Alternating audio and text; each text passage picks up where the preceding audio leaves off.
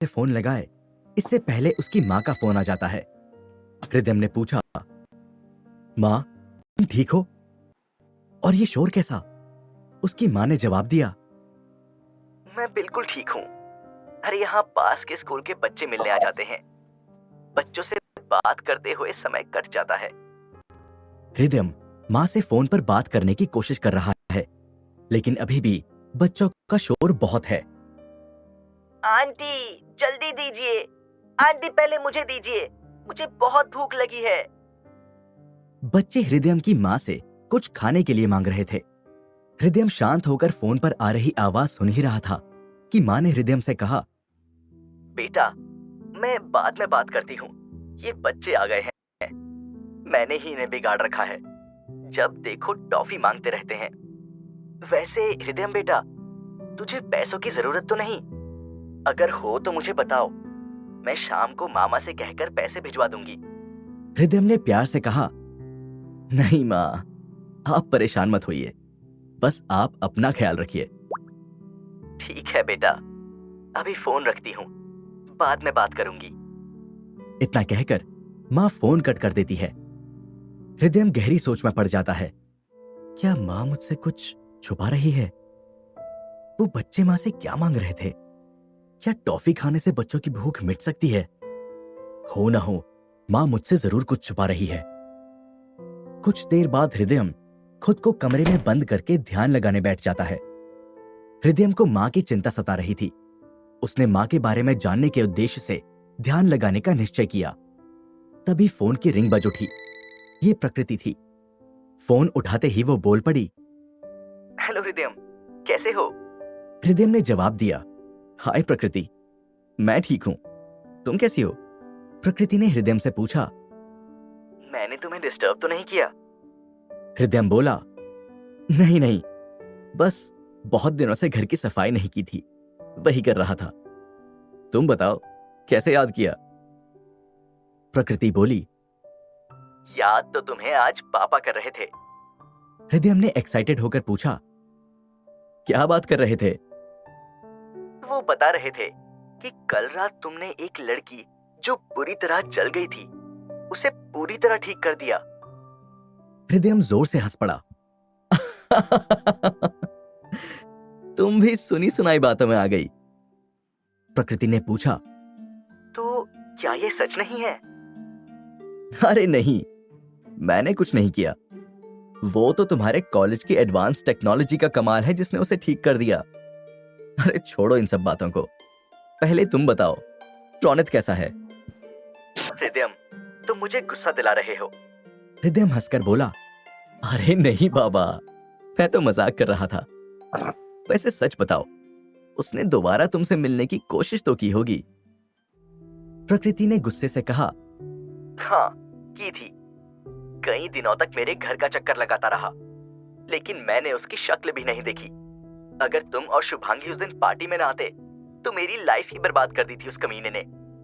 तो क्या तुम दोनों उस दिन शादी भी करने वाले थे? हृदय के इस सवाल पर प्रकृति चिढ़कर बोली, तुम पागल के पागल ही रहोगे। मैं तुम्हें बताती हूँ, तुम्हें याद है जब रौनक तुम्हारे रूम के लिए झगड़ रहा था? हाँ याद है। ये कहकर हृदय प्रकृति की आगे की बात का इंतजार करने लगा। प्रकृति, क्या हुआ? तुम चुप क्यों हो गई? प्रकृति बोली, रौनक ने पार्टी वाली रात हमारे दोस्तों में जितने भी कपल हैं, उन सब के लिए अलग अलग रूम्स बुक किए थे। हृदय ने नासमझ बनते हुए पूछा, तो इसमें क्या बड़ी बात है? तो पगलू, बात ये है कि उसने अपने और मेरे लिए एक वही रूम बुक किया था। तो क्या तुम दोनों उस रूम में रहने वाले थे? प्रकृति ने झुंझलाते हुए कहा। नहीं, मैं तुम्हारे साथ रहने वाली थी। हृदय ने मस्खरी भरे अंदाज में कहा, क्या बात कर रही हो? इडियट, ऑब्वियस सी बात है। अब उसके साथ गई थी तो उसके साथ ही रहती ना। हृदय ने पूछा, ओह, तो फिर क्या? सोचो अगर मैं उसके साथ रुक जाती और वो मेरे साथ कुछ गलत कर देता तो?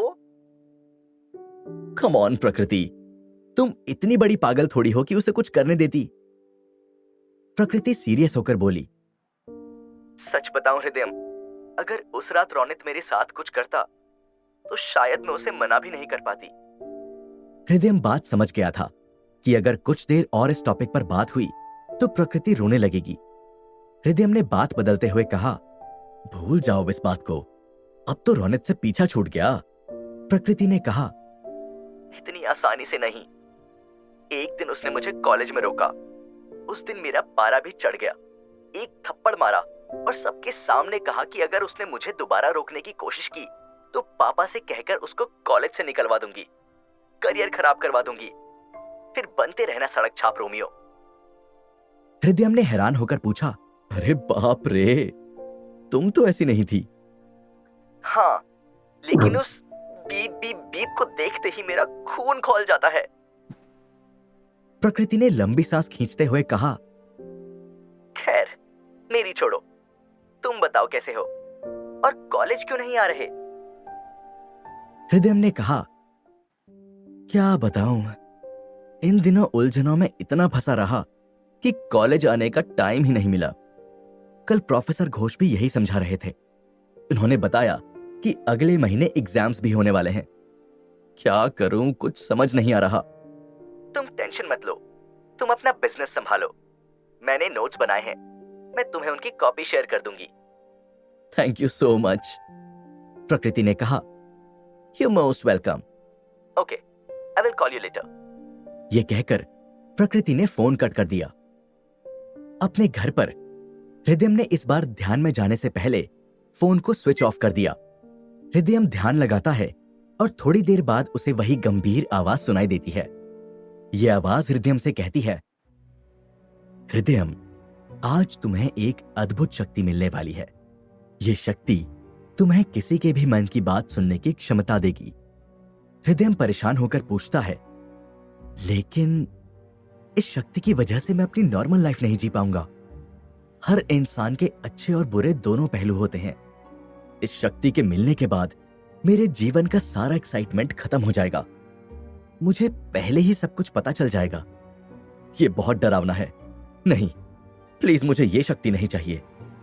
गंभीर आवाज ने हृदयम से कहा, तुम्हें इस शक्ति की अब जरूरत है, क्योंकि तुम्हारी पावर के बारे में अब कई लोगों को पता लग चुका है। तुम्हें इस दुनिया में इंसानियत की रक्षा करनी है, जिसके लिए तुम्हें कई चुनौतियों का सामना करना होगा। उन अदृश्य चुनौतियों से निपटने के लिए तुम्हें इस शक्ति की जरूरत पड़ेगी। हृदयम ने उदास होते हुए कहा, ठीक है, जैसा आप कहें पापा। हृदयम से ध्यान के दौरान बात करने वाली ये गंभीर आवाज किसी और की नहीं बल्कि उसके पापा की थी। एक बार फिर उस गंभीर आवाज ने हृदयम से कहा, तुम्हें निराश होने की कोई जरूरत नहीं है। तुम्हें मिलने वाली इस शक्ति में एक ट्विस्ट है। तुम इस शक्ति का प्रयोग अपनी इच्छा अनुसार कर सकोगे। मतलब ये कि हृदयम, जब तुम किसी के मन की बात को सुनना चाहोगे तो केवल उसी समय तुम्हें उस व्यक्ति के मन की बातें सुनाई देंगी। बाकी समय तुम अपने सामान्य जीवन में रहोगे। हृदयम ने खुश होकर कहा, थैंक यू पापा, आई लव यू। लेकिन एक बात का ध्यान रखना, तुम इन शक्तियों का कभी गलत प्रयोग मत करना। हृदयम ने कहा, मैं आपकी बात समझ गया। मैं इस शक्ति का उपयोग करके लोगों की मदद करूंगा पापा। और फिर वो आवाज चुप हो जाती है। हृदयम आश्चर्यचकित था। वो अभी भी विश्वास नहीं कर पा रहा था कि उसे यह शक्ति मिल गई है। वो उठकर अपने कमरे से बाहर आता है। अब तक शाम हो चुकी थी। हृदयम पार्क में चला जाता है और एक पेड़ के नीचे बैठकर लोगों को देखने लगता है। वो सोच ही रहा था कि अपनी शक्ति का पहला ट्रायल किस पर करूं कि तभी उसे एक सीधा साधा लड़का एक बहुत ही खूबसूरत लड़की के साथ पार्क में बैठा हुआ दिखता है। हृदयम ने खुद से कहा, मिल गया मेरा पहला शिकार। ये कहते हुए हृदयम ने अपनी पलकें झपकाई और उस जोड़े पर कंसंट्रेट करने लगा। लड़की की आवाज हृदयम को सुनाई देती है, इतने दिनों से मैं इसके साथ घूम रही हूं। पापा ने भी चुनकर नमूना ढूंढा है मेरे लिए। यह सुनकर हृदयम को हंसी आ जाती है। वो उनकी बातों को आगे सुनना जारी रखता है। पापा ने कहा था कि बेटा, जगदीश के साथ कुछ दिन बिताओ, वो अच्छा लड़का है। हम वैसे इतना बुरा भी नहीं है, बस इसे कपड़े पहनने का सेंस नहीं है। सरकारी बाबू की तरह हमेशा हाफ शर्ट और पैंट में रहता है। लगता है जीन्स तो इसके खानदान में किसी ने देखी तक नहीं होगी। हृदय को उस लड़की की बात सुनकर बहुत हंसी आ रही थी। उसने उसकी बात सुनना जारी रखा। इतनी देर से यहां बिठा रखा है, वो भी पानी पूरी के इंतजार में। हद है। वो दोनों एक दूसरे को देखकर मुस्कुराते हैं। लड़की फिर मन में सोचती है, लेकिन कुछ भी हो, लड़का अच्छा और हैंडसम है, अच्छा कमाता भी है, और सबसे बड़ी बात, दिल का बहुत अच्छा है। बस इसे मेकओवर की जरूरत है, वो मैं कर लूंगी। उसके बाद तो ये रब ने बना दी जोड़ी का शाहरुख खान लगेगा। हे भगवान, एक हफ्ते से इस लल्लू के साथ पार्क में पानी पूरी खा रही हूं। अब तो पानी पूरी के नाम से जी मचलने लगा है। प्लीज आज मेरी पुकार सुन लो। मंदिर आकर मैं घी के लड्डुओं का प्रसाद चढ़ाऊंगी। प्लीज प्लीज इस लल्लू को हिम्मत दो कि आज मुझे ये किसी भी तरह प्रपोज कर दे। मैं तुरंत हाँ बोल दूंगी। हृदय का उस लड़की की बातें सुनकर हंसते हंसते पेट दुखने लगा था। लड़के ने उस लड़की से कुछ कहा और अपने चश्मे को एडजस्ट करते हुए उठकर लड़की से दूर जाने लगा। हृदय सही मौका देखकर उस लड़के के पास पहुंचता है और उससे पूछता है, कहां जा रहे हो दोस्त? वो लड़का बोला, कहीं नहीं भाई साहब, मैं तो बस पानीपुरी वाले भैया को खोज रहा हूं। आज नजर नहीं आ रहे, अब तक तो वो आ जाते थे। हृदय ने अपनी हुडी की कैप को नीचे करते हुए कहा, वो लड़की आपकी कौन है? उस लड़के ने जवाब दिया, अरे वो रीना है, मेरे घर वालों ने उसके साथ मेरी शादी तय की है। हृदय ने पूछा, तो क्या वो भी शादी के लिए तैयार है? उस लड़के ने कहा, भैया यही तो समस्या है, उससे ये पूछने की मेरी हिम्मत ही नहीं हो रही। रोज सोच कर आता हूं कि आज उससे कह दूंगा, लेकिन उसके पास आते ही मेरे हाथ पैर कांपने लगते हैं, मेरी जुबान अटक जाती है। मैं तुम्हारी मदद कर सकता हूं। उस लड़के ने खुशी से पूछा, वो कैसे? हृदय पार्क से फूल तोड़कर उसे देता है और कहता है, जाकर उसे ये दो और अपने दिल की बात कह दो। वो लड़का कुछ सोचकर कहता है, अगर वो नाराज हो गई तो? नहीं नहीं, मैं नहीं कह सकता। हृदय उसे समझाते हुए कहता है, अरे मैं कह रहा हूं ना, प्रॉमिस। हृदय ने उस लड़के को पूरे विश्वास के साथ कहा, हाँ प्रॉमिस। वो लड़का हिम्मत करके जाने लगा तो हृदय बोला, जल्दी जाओ, मैं यही हूं। डरते हुए वो लड़का फूल लेकर रीना के सामने जाता है और अपनी आंखें बंद करते हुए रीना की ओर फूल बढ़ा देता है और कहता है, रीना, तुम मुझे बहुत पसंद हो, क्या तुम मुझसे शादी करोगी? रीना उसके हाथ से फूल लेकर शर्माकर अपना सर नीचे झुका लेती है। वो लड़का हृदय को देखकर मुस्कुराते हुए दोनों हाथ जोड़कर उसका शुक्रिया करता है। हृदय वहां से जा ही रहा था कि उसने एक बार फिर लड़की के मन की बात सुनना चाही। ठंडी आह भरते हुए वो लड़की अपने मन में कह रही थी, ये गधे का गधा ही रहेगा। भला लड़की को प्रपोज करते समय कैक्टस का फूल कौन देता है? ऊपर से फूल के साथ कैक्टस भी ले आया। गजब का पागल है। बेटा रीना, तुझे इस पर बहुत मेहनत करनी पड़ेगी। हृदय रीना के मन की बातें सुनकर हंसने लगता है और वो अपने घर की ओर चला जाता है। रात का समय था और हृदय को मां की याद आ रही थी। वो सुबह की बातों को गौर से याद कर रहा था। जब उन बच्चों ने मां से कुछ खाने के लिए मांगना शुरू किया तो मां थोड़ा असहज हो गई थी। और मां ने पैसों की बात क्यों की? जरूर कोई ना कोई बात है। हृदय अपनी स्टडी टेबल से उठा और ध्यान लगाने लगा। कुछ देर ध्यान में रहने के बाद उसकी आंखें झटके से खुल जाती हैं। उसकी आंखों से आंसुओं की धार बह रही थी। हृदय ने ध्यान लगाते समय ऐसा क्या देख लिया था कि उसके आंसू नहीं रुक रहे थे?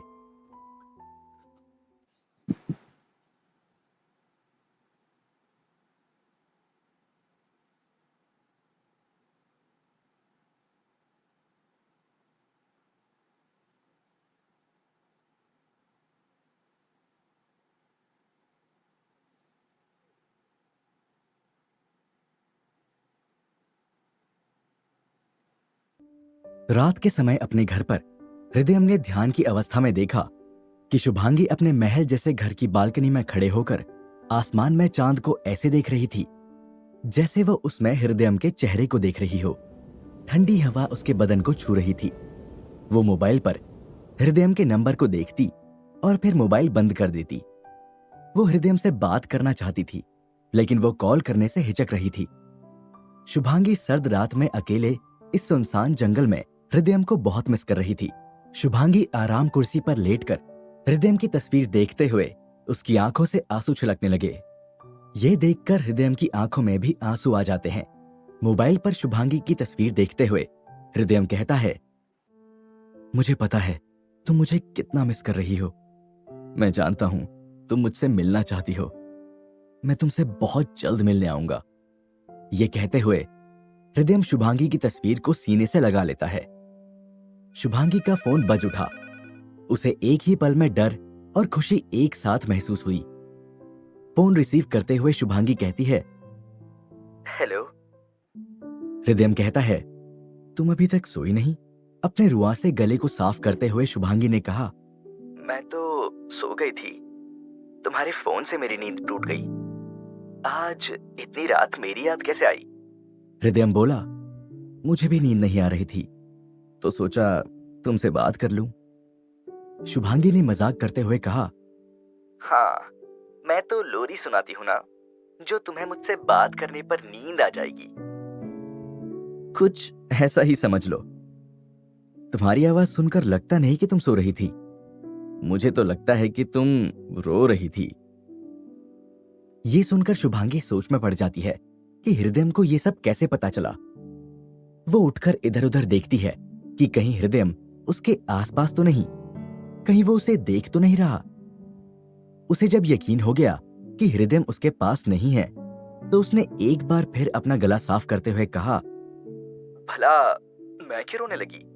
हृदयम ने कहा, शुभांगी मैं। लेकिन शुभांगी ने हृदयम की बात को काटते हुए कहा, रुको, कमिश्नर सर का फोन आ रहा है, मैं तुम्हें कॉल बैक करती हूँ।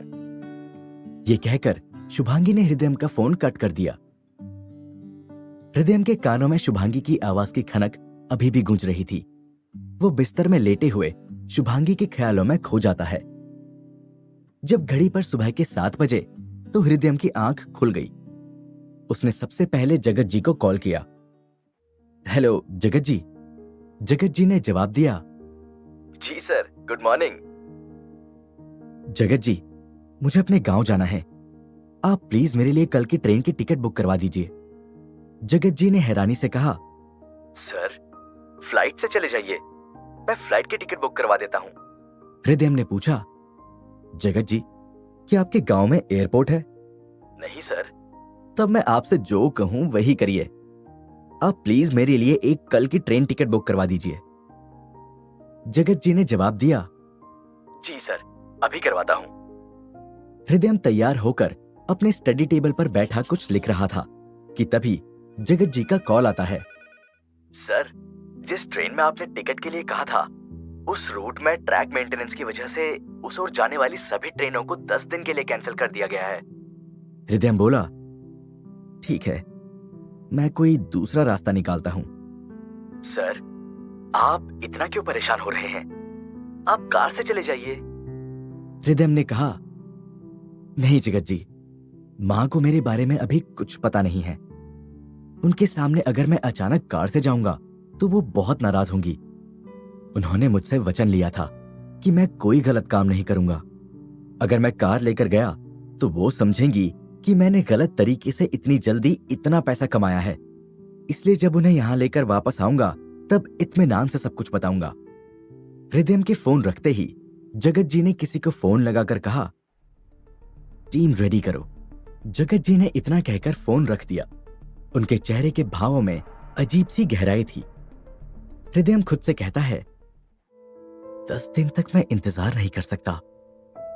मां को देखे कई दिन हो गए हैं, न जाने वो किस हाल में होंगी। और जैसे उन्होंने बात की, मुझे आज ही जाना होगा, लेकिन कैसे? हृदयम ने किसी से फोन पर बात की और कॉल कट होते ही मन मुस्कुराकर सोचने लगा, वाह, जुगाड़ हो गया। मैं बस से जाऊंगा। हृदयम जाने की तैयारियां करने लगा। उसने फिर से जगत जी को कॉल किया और बोला, जगत जी, मैं आज रात बस से अपने गांव जाऊंगा। जगत जी ने हैरान होकर कहा, सर, बस से? हाँ, बस से। जगत जी ने समझाते हुए कहा, सर, आपको मैं कार से पहुंचा देता हूं। मैं आपको गांव के बाहर ही उतार कर लौट आऊंगा। किसी को पता ही नहीं चलेगा कि आप कार से आए हैं। जगत जी, मैं जो कह रहा हूं उसे ध्यान से सुनिए। मेरी बस रात 9 बजे बस स्टैंड से रवाना होगी, इसलिए आप मेरे लिए एक कार मेरे घर भेज दीजिए जो मुझे बस स्टैंड तक छोड़ दे। Okay sir. सर, एक बात और है। हृदयम ने पूछा। हाँ, कहिए। सर, विशाल सर ने मुझे फोन किया था। उन्होंने एक रिजॉर्ट की तस्वीर भेजी है जो उनके अंकल के फार्म हाउस से कुछ दूरी पर बना है। हृदयम ने उत्साहित होकर पूछा, क्या ये वही फार्म हाउस है जहां शुभांगी जी रहती हैं? जगत जी बोले, जी सर। तो प्रॉब्लम क्या है? विशाल जी उसे खरीद लें। नहीं, उन्होंने आपके लिए कहा है कि आपको बिजनेस बढ़ाना चाहिए, इसलिए मैं आपसे इस प्रॉपर्टी के बारे में बात करूं। वैसे भी सर, आजकल लोग शहरों से दूर घूमने जंगलों में जाते हैं और इस समय तो डेस्टिनेशन वेडिंग का चलन भी जोरों पर है। मुझे लगता है कि आपको इस प्रॉपर्टी को चलकर एक बार देख लेना चाहिए।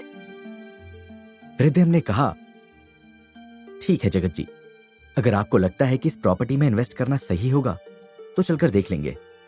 ओके सर, मैं विशाल जी को इन्फॉर्म कर दूंगा। ओके। फोन रखने के बाद हृदयम ने अपनी बाइक निकाली और मां के लिए कुछ सामान खरीदने बाजार चला गया। रात को कार में सवार होकर हृदयम बस स्टैंड की ओर जा रहा था कि तभी उसे एक मैसेज आता है जिसमें सॉरी लिखा था और उसके साथ कान पकड़े हुए स्माइली था। यह शुभांगी का मैसेज था।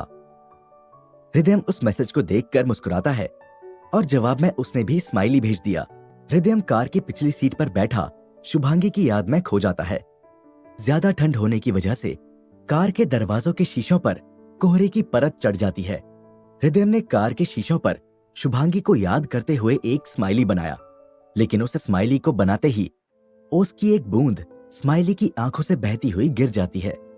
उसे देखकर ऐसा लग रहा है कि मानो वो रोता हुआ स्माइली हो। हृदयम समझ जाता है कि शुभांगी उसे बहुत ज्यादा मिस कर रही है। वो मन ही मन कहता है, शुभांगी, मैं बहुत जल्द तुमसे मिलने आऊंगा। बस स्टैंड पर कार रुकती है। ड्राइवर कार से हृदयम का बैग लेकर बस में रखता है। गांव की ओर जाने वाली ये एकमात्र स्लीपर बस थी, लेकिन स्लीपर के नाम पर भेड़ बकरियों की तरह सवारियों को बिठाया जाता था। हृदयम की 4 नंबर की सीट थी। भीड़ ज्यादा होने की वजह से उसे एक और पैसेंजर के साथ अपनी सीट शेयर करनी पड़ेगी। हृदयम अपनी सीट पर खिड़की की ओर बैठते हुए कहता है, चलो, कम से कम विंडो सीट तो मिली। अब कोई दुबला पतला आदमी ही बैठे तो सफर आराम से कट जाएगा। हृदयम ये सब सोच ही रहा था कि तभी एक बुजुर्ग महिला आई और हृदयम से बोली, बेटा, ये हमारी भी सीट है। हृदयम ने सीट में जगह बनाते हुए कहा, जी आंटी, आइए बैठ जाइए। तभी एक छोटी प्यारी सी बच्ची आकर कहती है, नानी नानी, मैं खिड़की के पास बैठूंगी। बुजुर्ग महिला ने बच्ची को समझाते हुए कहा, लेकिन बेटा, उधर अंकल की सीट है। लेकिन वो छोटी बच्ची जिद करने लगती है। हृदयम कहता है, आंटी कोई बात नहीं, और ये कहते हुए वो बच्ची को खिड़की के पास बिठा देता है। उन बुजुर्ग महिला ने हृदयम से कहा, ये बहुत जिद्दी है, ये अपनी मां को भी बहुत तंग करती है। हृदयम ने बच्ची को देखकर कहा, बड़ी प्यारी बच्ची है, क्या ये आपके साथ ही रहती है? हृदयम की ये बात सुनकर वो बुजुर्ग महिला रोने लगती है। हृदयम घबराते हुए उनसे पूछता है, क्या हुआ आंटी? आप रोइए मत। बुजुर्ग महिला ने अपने आंसू पोंछते हुए कहा, क्या बताऊं बेटा, मेरे पति कॉलेज में प्रोफेसर थे। रिटायरमेंट के बाद हम यहीं शिफ्ट हो गए। हमारी इकलौती बेटी है। वो ये कहते हुए फिर से रोने लगती है। हृदयम जानना चाह रहा था कि क्या हुआ। उसने आंटी को शांत कराया। आंटी ने फिर बोलना शुरू किया, बेटा, इसके पापा और नाना कार से गुड़गांव जा रहे थे। हाईवे पर उनकी कार का एक्सीडेंट हो गया, जिसमें इसके पापा और नाना दोनों गुजर गए। अब मेरी बेटी शिवानी और ये मेरी पोती, बस हम 3 लोग ही हैं। पता नहीं मेरे बाद इसका क्या होगा।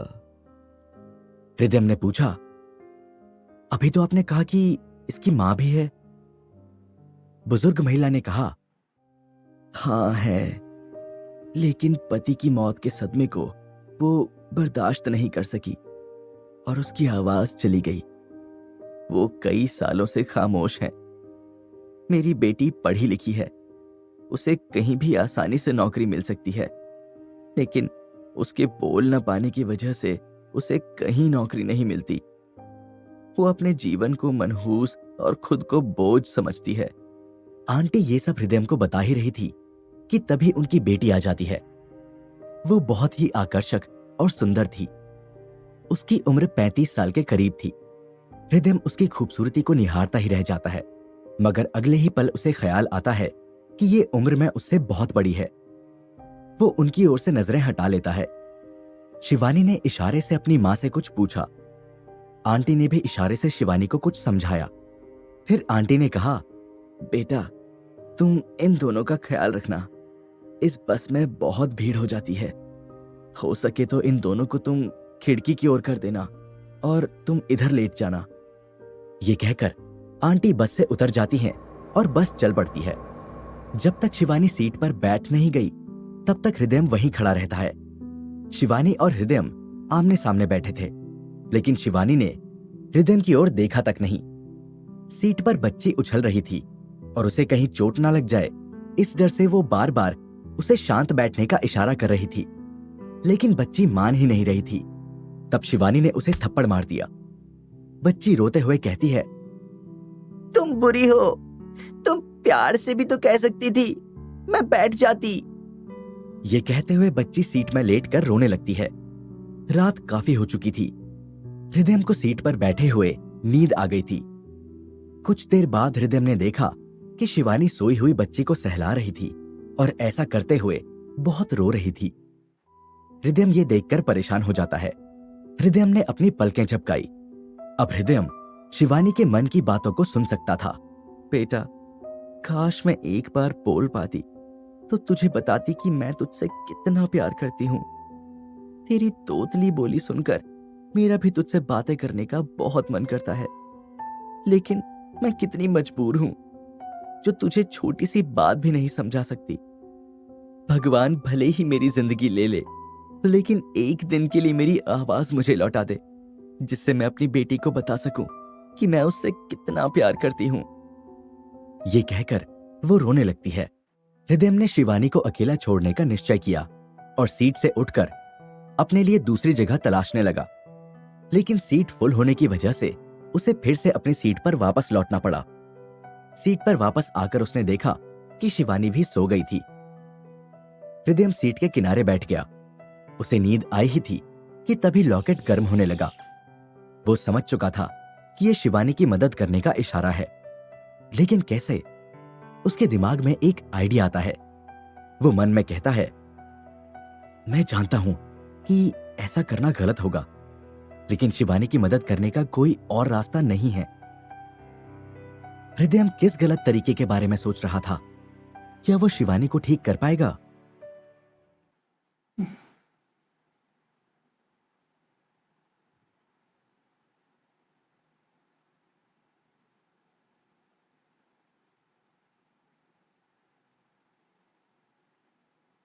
हृदयम शिवानी की मदद करना चाह रहा था, लेकिन वो घबराहट में अपने माथे के पसीने को पोंछते हुए कहता है, कैसे शुरुआत करूं? अगर ये सोई ना होती तो किसी ना किसी तरह से बात बन जाती, मगर अब तो ये सो चुकी है। अगर सुबह हो गई तो ये तरीका काम नहीं आएगा। मुझे सुबह होने से पहले ही कुछ ना कुछ करना होगा। हृदयम लॉकेट की ओर देखते हुए कहता है, कैसे कैसे टास्क देते हो यार। हृदयम ने कलाई पर बंधी घड़ी देखी तो रात के 1 बजे थे। उसने अपनी सीट से उठकर देखा। सभी ने अपनी सीट के पर्दे बंद कर रखे थे। बस के अंदर डिम लाइट जल रही थी। हृदयम ने अपने बैग से कुछ निकालकर अपनी जेब में रख लिया। अब उसने भी अपने कैबिन का पर्दा लगा लिया और धीरे धीरे शिवानी के बगल में लेट गया। सोने का नाटक करते हुए वो शिवानी के करीब जाने लगा। शिवानी गहरी नींद में थी। हृदय का दिल डर के मारे जोर से धड़क रहा था। उसे बहुत बेचैनी हो रही थी। उसने मन में भगवान का नाम लेते हुए कहा, भगवान, आप जानते हैं मेरी ऐसा करने की कोई नीयत नहीं है, लेकिन बिना ये किए शिवानी को उसकी आवाज कभी नसीब नहीं होगी, इसलिए आप मुझे माफ कर दीजिएगा। एक बार फिर उसने घड़ी की ओर देखते हुए सोचा, मेरे पास समय बहुत कम है, जो भी करना है जल्दी करना होगा। शिवानी अपनी बच्ची की ओर चेहरा करके लेटी थी। उसके बगल में लेटे हृदय के लिए सबसे बड़ा टास्क ये था कि उसके चेहरे को अपनी ओर कैसे किया जाए और उसका इलाज कैसे किया जाए। हृदय ने धीरे से शिवानी के कंबल में अपना हाथ डाला और अब वो शिवानी से बिल्कुल सट चुका था। उसका दिल इतनी जोर से धड़क रहा था कि मानो वो सीना फाड़कर बाहर आ जाएगा। उसके हाथ कांप रहे थे, लेकिन उसने हिम्मत जुटाते हुए अपने हाथ की एक उंगली को शिवानी की कमर पर हल्के से रख दिया और शिवानी के रिएक्शन का इंतजार किया। लेकिन शिवानी अभी भी गहरी नींद में थी। हृदय ने हिम्मत करके दूसरी उंगली को भी शिवानी की कमर पर रख दिया। फिर भी शिवानी गहरी नींद में सोती रही। अब की बार हृदय ने अपना पूरा हाथ उसकी कमर पर रख दिया। इस बार शिवानी ने थोड़ी हलचल की, जिसकी वजह से वो हृदय के और करीब आ गई। हृदय ने अब धीरे धीरे अपनी उंगलियों को रेकी विधि की तरह शिवानी की कमर पर फेरना शुरू कर दिया। रेकी विद्या से टच के थ्रू कई बड़ी बड़ी बीमारियों को ठीक किया जा सकता है और हृदय भी शिवानी का मर्ज ढूंढ रहा था। कुछ देर तक ऐसा करते रहने के बाद शिवानी ने फिर से एक बार हलचल की। इस बार वो सीधा लेट गई, लेकिन उसका चेहरा अभी भी दूसरी ओर घुमा हुआ था। कुछ देर तक शांत लेटे रहने के बाद हृदय ने एक बार फिर से शिवानी के शरीर को छुआ। इस बार उसकी उंगलियां शिवानी के पेट पर थी। शायद सीधा लेटते वक्त उसके कपड़े ऊपर उठ गए थे। हृदय की आंखों के सामने अंधेरा छा रहा था। इससे पहले ऐसा एहसास उसे कभी नहीं हुआ था। उसने जैसे ही अपनी दूसरी उंगली उसके पेट पर रखी, शिवानी ने अपना एक पैर मोड़ लिया और कंबल को अपने सर तक तान लिया। हृदय को यह काम बहुत ही सावधानी से करना था, नहीं तो आज उसको जूते पड़ना तय था। कोई भी अगर हृदय को शिवानी के साथ ऐसे देखता तो गलत ही समझता। शिवानी खुद भी हृदय को अपने इतना पास लेटे देखकर चिल्लाने लगती। हृदय काफी देर तक बिना हलचल किए शांत लेटा रहा। एक बार फिर उसने अपनी घड़ी की तरफ देखा। रात के 3 बज चुके थे। उसने मन में सोचा, सुबह होने में कुछ ही समय बाकी है। हृदय बेटा, आज तेरी जिंदगी का सबसे कठिन इम्तिहान है। चल शुरू हो जा। ऐसा सोचते हुए हृदय ने एक बार फिर शिवानी की ओर अपनी उंगलियां बढ़ाई। इस बार शिवानी के कपड़े थोड़े ज्यादा ऊपर उठ गए थे। हृदय ने शिवानी के पेट पर अपना पूरा हाथ रख दिया और उसके पेट को सहलाना शुरू कर दिया। करीब 5 मिनट बीत जाने के बाद हृदय ने महसूस किया कि नींद में ही शिवानी लंबी लंबी सांसें खींच रही थी और जैसे जैसे हृदय उसके शरीर पर हाथ फेर रहा था, उसकी सांसें और तेज होती जा रही थी। शिवानी का मर्ज पता चलते ही उसके शरीर से हाथ उठाकर हृदय अपना हाथ शिवानी के चेहरे पर ले गया। उसके गर्म चेहरे और उसकी गर्म सांसों को हृदय महसूस कर पा रहा था। हृदय ने धीरे धीरे उसके चेहरे को अपनी ओर मोड़ा। शिवानी का चेहरा अब उसकी आंखों के सामने था। उसने देखा कि नींद में भी शिवानी के होंठ कांप रहे थे। हृदय ने सही मौका देखकर अपनी जेब से कुछ निकाला और उसे अपने मुंह में रख लिया।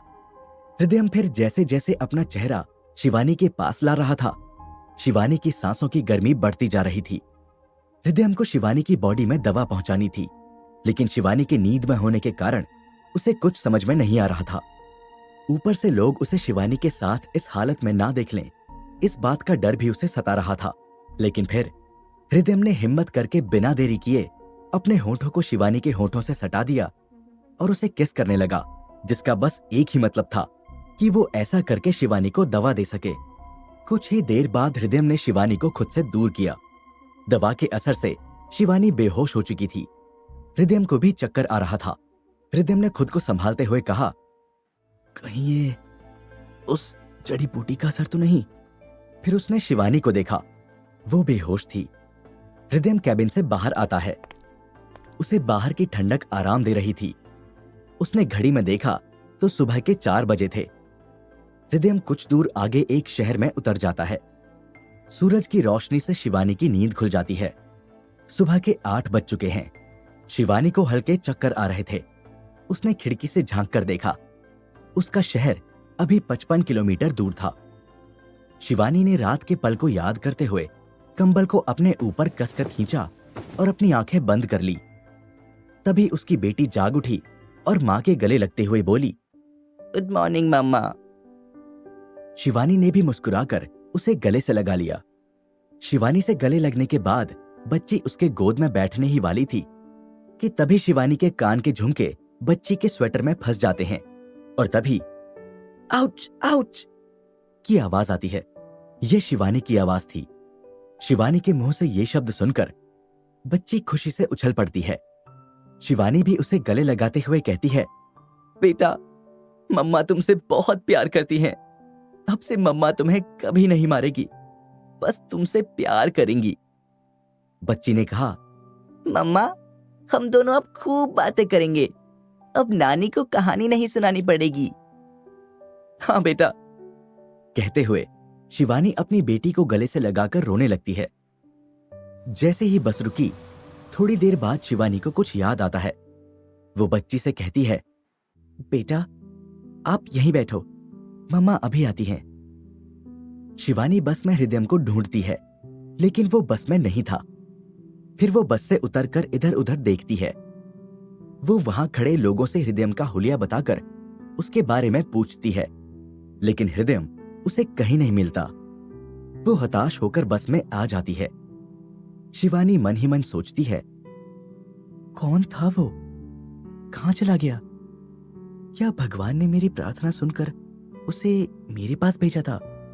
काफी देर तक हृदय के बारे में सोचने के बाद शिवानी ने अपनी मां को कॉल किया। हेलो मां। मां शब्द सुनकर शिवानी की मां हैरानी से पूछती है, कौन बोल रहा है? माँ, मैं शिवानी। शिवानी की आवाज सुनकर उसकी मां रोने लगती है। शिवानी के भी आंसू नहीं रुक पाते हैं। हृदय एक दूध वाले की बाइक से लिफ्ट लेकर अपने गांव की ओर जा रहा था। बाइक के दोनों ओर दूध के कनस्तर टंगे थे। हृदय को बैठने में बहुत मुश्किल हो रही थी, लेकिन जिस समय वो बस से उतरा था तब सड़क पूरी तरह से सुनसान थी। काफी प्रयास करने के बाद इन दूध वाले भाई साहब ने हृदय को लिफ्ट दी थी। एक जगह बाइक धीमी करते हुए दूध वाले भाई साहब, जिनका नाम राम नरेश था, उन्होंने हृदय से कहा, साहब इस ढाबे की चाय बहुत बढ़िया है।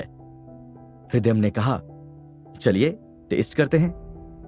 राम नरेश ने बाइक ढाबे में खड़ी करते हुए हृदय से कहा, साहब यहाँ शुद्ध गाय के दूध से चाय बनाई जाती है। हृदय ने ठंड से कांपते हुए हंसी में कहा, और ये लोग शुद्ध गाय पाते कहां से हैं? अरे साहब आप मजाक कर रहे हैं। ठंड में मेरी जुबान फिसल गई। मेरा कहने का मतलब बिना मिलावट के गाय के दूध से था। दोनों हंसते हैं और अलाव तापते हुए चाय पीने लगते हैं। चाय पीने के बाद राम नरेश हृदय से कहते हैं, ठीक है साहब, यहां से आपकी मंजिल अलग और हमारी मंजिल अलग। जीवन रहा तो फिर कभी मुलाकात होगी। राम राम। हृदय ने भी राम राम कहकर उनको विदा किया। इस जगह से हृदय का गांव अभी भी 20 किलोमीटर दूर था। सुबह के 6 बजे थे। ठंड काफी थी। हृदय ने ढाबे वाले से पूछा, भैया चैत्रा गांव जाने के लिए कोई गाड़ी मिलेगी? ढाबे वाले ने कहा, इस समय तो नहीं मिलेगी, आपने थोड़ी देर कर दी है। अभी कुछ समय पहले ही गुंजन ट्रैवल्स की बस गुजरी है। अब दोपहर में ही आपको कोई बस मिल सकती है। हृदय सोच में पड़ जाता है। मैं यहां दोपहर तक वेट नहीं कर सकता। मुझे पैदल ही चलना चाहिए। आखिर 20 किलोमीटर ही तो चलना है। सुबह की वॉक भी हो जाएगी और पैदल चलने से इस ठंड में थोड़ी राहत भी मिल जाएगी। हृदय अपना बैग पीठ पर टांग कर वहां से पैदल ही निकल पड़ता है। वो करीब 2 किलोमीटर ही चला था कि उसे बहुत ज्यादा थकान होने लगती है। खुद से बातें करते हुए वो कहता है, ये क्या हो रहा है मुझे? इतनी थकान क्यों लग रही है? मुझसे एक कदम भी नहीं चला जा रहा। जड़ी बूटी मुंह में रखने की वजह से कहीं उसका असर तो नहीं? हृदय थक कर चूर हो चुका था। वो सड़क किनारे लगे मील के पत्थर पर बैठ जाता है और पानी पीता है। दूर से उसे एक ट्रैक्टर आता हुआ नजर आता है। हृदय ट्रैक्टर में बैठा हुआ था। वो शुक्र मना रहा था कि आखिर उसे अपने गांव तक पहुंचने के लिए इस ट्रैक्टर वाले ने लिफ्ट दे दी। आखिरकार हृदय अपने गांव तक पहुंचने वाले मोड़ पर आ चुका था। मोड़ पर ही एक छोटी सी दुकान थी। उस दुकान को हृदय जानता था। बचपन में वो गांव से यहां लाल मिर्च की तीखी चटनी के साथ मिलने वाले आलू बड़े खाने आता था। हृदय के दादाजी जब भी इधर आते थे तो भर भर कर यहां से आलू बड़े ले जाते थे। हृदय उस दुकान की ओर बढ़ा। दुकान के अंदर उसने एक प्लेट आलू बड़े ऑर्डर किए। हृदय वहां बैठा सोच रहा था, बचपन से आज तक कुछ नहीं बदला। वही चूल्हे की महक, वही खपरेल की दुकान। उसे अपना बचपन याद आ रहा था। खाने के बाद हृदय पैसे देने के लिए काउंटर पर गया। वहां मोटे शरीर वाले दादू हलवाई बैठे थे। अब वो बूढ़े हो गए थे, लेकिन सेहत जैसे पहले थी वैसी आज भी। लेकिन उनकी नजरों पर मोटा चश्मा था, आंखें कमजोर हो गई थी। हृदय ने उन्हें प्रणाम किया। दादू हलवाई ने हृदय को गौर से देखते हुए पूछा, बेटा, तुम्हें पहचाना नहीं? शहर से आए हो क्या? हृदय खुशी से बोल पड़ा, दादू, मैं हृदय, पुरुषोत्तम जी का पोता। कुछ सोचते हुए वो बोला, हृदय, तुम अमर के बेटे हो क्या? सही पहचाना आपने। दादू हलवाई हृदय को देखकर बहुत खुश होते हैं। उन्होंने कहा, इधर आ बेटा, मेरे पास आ, तुझे जी भरकर देख तो लूं। हृदय के माथे को चूमकर वो उसे बहुत दुलार करते हैं। अपनी आंखों से आंसू पोंछते हुए कहते हैं, तेरे दादाजी क्या गए, जैसे गांव से खुशियां ही चली गई। दादू, मुझे यहाँ गाड़ियां कम क्यों दिख रही हैं? पहले तो इस रास्ते पर खूब गाड़ियां चलती थीं। दादू हलवाई ने कहा, दिखेंगी कैसे? तू गलत रास्ते से आया है। इस रास्ते पर केवल 2 बसें ही चलती हैं। बाकी की सभी गाड़ियां गांव से होते हुए चौड़े रास्ते से गुजरती हैं। हृदय ने उनसे पूछा, दादू, क्या मामा जी की आपसे मुलाकात हुई है? बेटा, तू महेंद्र की बात कर रहा है ना? हृदय ने हाँ में अपना सर हिलाते हुए कहा, हाँ, मैं उन्हीं की बात कर रहा हूं। क्यों, तुझे नहीं पता क्या? जब तेरी माँ की तबीयत बहुत ही खराब थी और वो शहर चली गई थी, उसके जाने के करीब 1 हफ्ते बाद ही तेरे मामा को खेत में पानी देते वक्त सांप ने डस लिया था, जिससे उनकी मौत हो गई थी। हृदय ये सुनकर कांप जाता है। वो मन ही मन सोचता है, माँ ने मुझसे झूठ क्यों बोला कि वो मामा के साथ रहती हैं? अपने मामा की मौत और अपनी माँ के कहे झूठ से हृदय अंदर तक हिल गया था। उसे दोनों बातों पर विश्वास नहीं हो रहा था।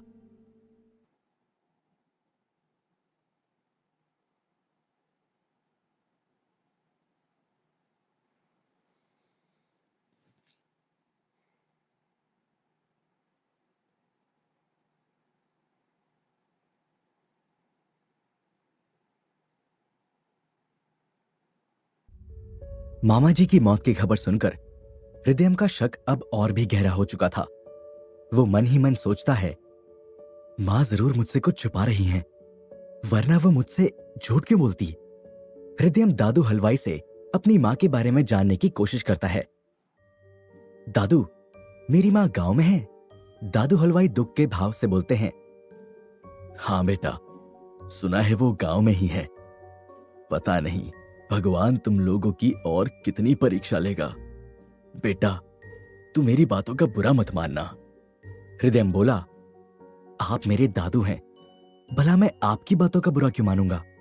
बेटा, अब तू बड़ा हो गया है, पढ़ाई के साथ कुछ काम धंधा शुरू कर दे।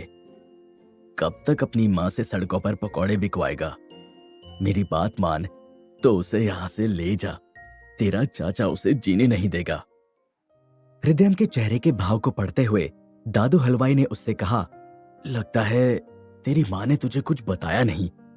तू जाकर गांव में खुद देख ले, तुझे सब पता चल जाएगा। दादू की बातों ने हृदय को बुरी तरह से तोड़ दिया था। वो मन ही मन खुद को कोस रहा था। कैसा बेटा हूं मैं जो अपनी मां की परेशानियों को समझ नहीं सका। बेटा तो वो है जो बिना कहे अपनी मां बाप की फीलिंग समझ ले। मेरी मां इतने दिनों से यहां केवल इसलिए तकलीफ सह रही है ताकि मैं बिना किसी टेंशन के पढ़ लिख सकूं। न जाने मां किस हालत में होगी। हृदय ने सब कुछ जानने का फैसला किया। मुझे अपनी पहचान छुपानी होगी, तभी मैं सच्चाई को जान सकूंगा, वरना मां मुझे किसी न किसी तरह से यहां से वापस भेज देगी। हृदय गांव के बस अड्डे के पास एक होटल में ठहरता है। यहां मुझे कोई नहीं जानता। अब मुझे पता करना है कि मां ने झूठ क्यों बोला। हृदय ने गांव का आदमी दिखने के लिए एक शर्ट और धोती पहनी और एक गमछा अपने चेहरे पर बांध लिया। वो होटल से बाहर निकलकर गांव की भीड़ में वो आसानी से घुल मिल जाता है। हृदय सबसे पहले अपने मामा के घर जाता है, लेकिन अब वो घर खंडहर बन चुका था। अंदर लंबी लंबी घास उगी हुई थी।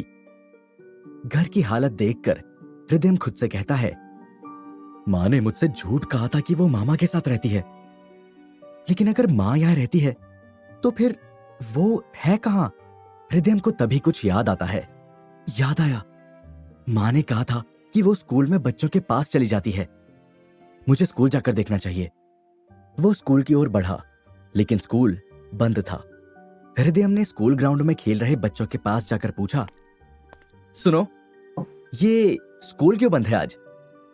एक बच्चे ने कहा, आज संडे है, तुम्हें पता नहीं? हृदय ने सोचा, एक ही रास्ता बचा है, अब मां से ही पूछना पड़ेगा। उसने अपनी जेब से फोन निकाला और मां को फोन लगाया। हेलो मां, तुम कहां हो? हृदय बेटा, अरे क्या बताऊं, पास के गांव में बाजार लगा हुआ था तो सोचा कि घूम आती हूं। वैसे भी घर बैठे बैठे बोर ही हो जाती हूं। हृदय ने पूछा, क्या मामा जी भी तुम्हारे साथ हैं?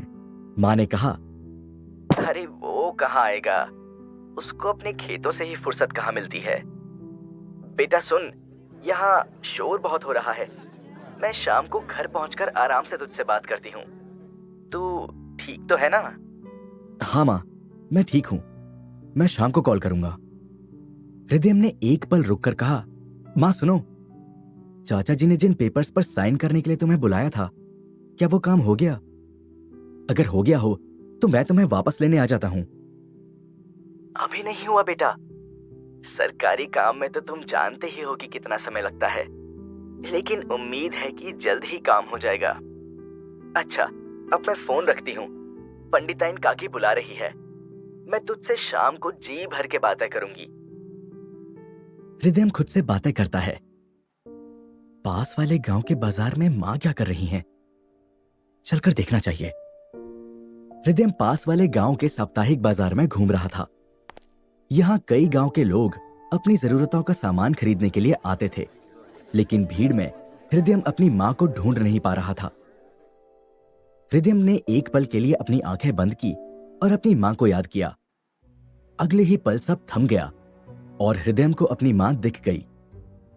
वो उस बाजार में पकौड़े बेच रही थी। कुछ देर अपनी मां को देखने के बाद जब भीड़ छटी तो उसने देखा कि करीब 8-10 लोग मां के पास गए और उनकी रेहड़ी से पकौड़े उठाकर खाने लगे। उसकी मां उन्हें देखकर सहम जाती है और डर कर हाथ जोड़कर उनसे कुछ कहती है। भीड़ और दूरी की वजह से हृदय उनकी बातों को सुन नहीं पा रहा था। उनमें से एक मोटा आदमी उसकी मां से पैसे मांगने का इशारा करता है। हृदय दूर खड़ा सब कुछ देख रहा था। हृदय की मां ने उसके सामने हाथ जोड़ रखे थे। उस मोटे आदमी ने फिर से पैसे मांगे। मां डर से कांप गई और उसने अपने पास रखे पैसे उस आदमी को दे दिए। पैसे लेकर जाते समय उसके साथियों ने मां की रेहड़ी से लगभग सारे पकौड़े उठा लिए और वहीं पत्थर पर बैठे एक व्यक्ति को शराब की बोतल और पकौड़े दिखाकर वो सभी हंसने लगे। ऐसा करने से उसकी मां मना कर रही थी। तभी उस मोटे आदमी ने उसकी मां को एक थप्पड़ मार दिया। दूर खड़ा हृदय गुस्से से कांप रहा था। मां को थप्पड़ लगते देखकर उसकी नसों से बिजली कौंध गई। हृदय ने अपनी धोती को घुटनों तक किया और दौड़ता हुआ उसके पास गया जिसने उसकी मां को थप्पड़ मारा था।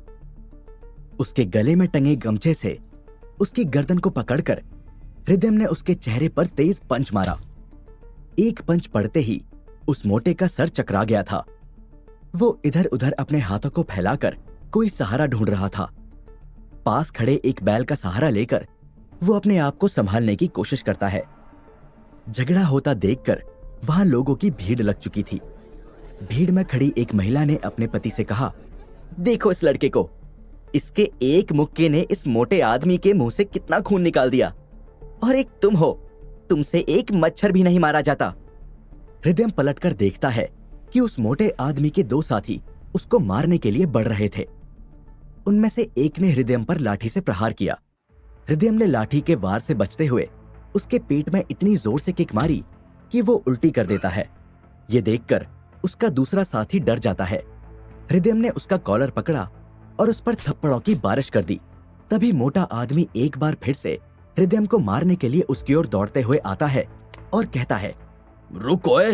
हृदय ये सुनकर उसकी ओर पलटा और ऐसी जगह उसे किक मारी कि वो दोबारा उठ नहीं सका। हृदय देखता है कि उसके बाकी साथी भाग चुके थे। हृदय उस मोटे आदमी के पास गया जो दर्द से कराहता हुआ जमीन पर पड़ा हुआ था। हृदय ने हाथों के इशारे से उससे पैसे मांगे। उसकी जेब में जितने भी पैसे थे उसने हृदय को दे दिए। हृदय ने पैसे लेते हुए उससे कहा, जाकर हॉस्पिटल में इलाज करवा लेना, ये दर्द ऐसे नहीं जाएगा। हृदय अब उस पत्थर पर बैठे हुए आदमी के पास पहुंचता है। वो उसे अपनी ओर आता देखकर भागते हुए कहता है, ओए, अगर अपने बाप की औलाद है तो यही रुकना, अभी तुझे बताता हूं। और ये कहते हुए वो वहां से भाग जाता है। वहां खड़े लोग हृदय की बहुत तारीफ कर रहे थे। हृदय अपनी मां से अपने चेहरे को गमछे से छुपाते हुए अपनी आवाज बदलकर कहता है, अम्मा, कौन थे ये लोग? उसकी मां घबराते हुए कहती है, लगता है तू यहां नया आया है। बेटा, तू जल्दी से यहां से चला जा। हृदय बोला, हाँ मां, मैं यहां नया हूं। यहां जो सड़क बन रही है हम वहीं काम करते हैं। बेटा, तुझे नहीं पता है, ये लोग बहुत गंदे हैं। वो जो भाग कर गया है वो यहाँ के सबसे बड़े गुंडे सूर्य प्रकाश का साला है। वो अपने साथियों को लेकर आता ही होगा। तू भाग जा बेटा। अम्मा, ये लो अपने पैसे। हृदय आवाज बदलकर बात कर रहा था, इसलिए उसकी मां ने उसे पहचाना नहीं। हृदय ने मां से फिर पूछा, अम्मा, ये बताओ, वो तुम्हें परेशान क्यों कर रहे थे?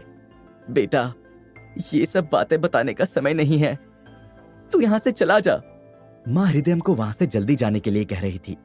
हृदय उनकी बात नहीं मान रहा था। तब मां ने उसे गुस्से से धक्का देते हुए कहा, चला जा यहां से, क्यों मरना चाहता है? धक्का देते हुए उसकी मां का एक पैर पत्थर से टकरा जाता है और वो गिर जाती है। हृदय उन्हें उठाते हुए बोला, अम्मा, तुम ठीक हो? तुम्हें चोट तो नहीं लगी? इस बार उसकी मां मौन थी। उसकी आंखें गमछे के पीछे छुपे चेहरे को पहचानने की कोशिश कर रही थी। हृदय को लगा कि मां उसे पहचान न ले। उसने अपने गमछे को चेहरे पर लपेटते हुए कहा, ठीक है अम्मा, तू कहती है तो मैं यहां से चला जाता हूं। हृदय आगे बढ़ा ही था कि तभी उसकी मां उसके गले लगकर रोने लगती है। रोते हुए वो हृदय से कहती है, तुझे ऐसा नहीं करना चाहिए था, तू यहां क्यों आया? अरे अम्मा, ये क्या कह रही हो? जाने दो मुझे, वो लोग आ जाएंगे। मां ने उसके गले लगकर रोते हुए कहा, हृदय मेरे बेटे, तू यहां क्यों आया? दरअसल जब हृदय अपनी मां को उठाने के लिए झुका था, तब हृदय के गले में डला हुआ लॉकेट शर्ट से बाहर आ गया था। मां ने लॉकेट से हृदय को पहचान लिया था। दोनों गले लगकर रो रहे थे। एक व्यक्ति अपने साथियों को बता रहा था कि जिसने गुंडों की धुलाई की है वो उस महिला का बेटा है। लगता है यहां बड़े दिनों बाद आया है, इसलिए अपनी मां को परेशान करता देखकर इसने इनकी पिटाई कर दी। ये बात सुनकर एक बूढ़े सज्जन ने कहा, बेटा हो तो ऐसा। बाजार से कुछ दूर तालाब के किनारे पीपल के पेड़ के नीचे मां और हृदय खड़े थे। हृदय मां से पूछता है, तुमने आज तक क्यों छुपा कर रखा था कि तुम मामा के साथ रहती हो, जबकि मामा को मरे हुए कई दिन हो गए हैं? और ये क्या, तुम यहां पकौड़े बेच रही हो? तुमने तो कहा था कि चाचा ने हमारी प्रॉपर्टी लौटा दी है। तुम कैफे एक बार फिर स्टार्ट कर रही हो। क्या इस रेहड़ी को तुम कैफे कहती हो? हृदय दुख और गुस्से में मां पर बड़बड़ाए जा रहा था। वो सब कुछ जानना चाहता था। मां, तुम रोना बंद करो। मुझे सब सच जानना है कि आखिर वो कौन लोग थे और क्यों तुम्हें तंग कर रहे थे। मां ने अपने आंसू पोंछते हुए हृदय से कहा, तूने कुछ खाया है कि नहीं? मां के शब्दों ने हृदय को रुला दिया। वो अपनी मां के गले से लिपटकर रोने लगा। उसका गुस्सा आंसू बनकर बह रहा था। चुप हो जा बेटा, रो मत। देख, लोग इधर ही आ रहे हैं। वो क्या सोचेंगे कि अभी जिस हीरो ने गुंडों की धुलाई की वो रो रहा है। चल, आंसू पोंछ। ऐसा कहते हुए मां अपने पल्लू से हृदय के आंसुओं को पोंछती है।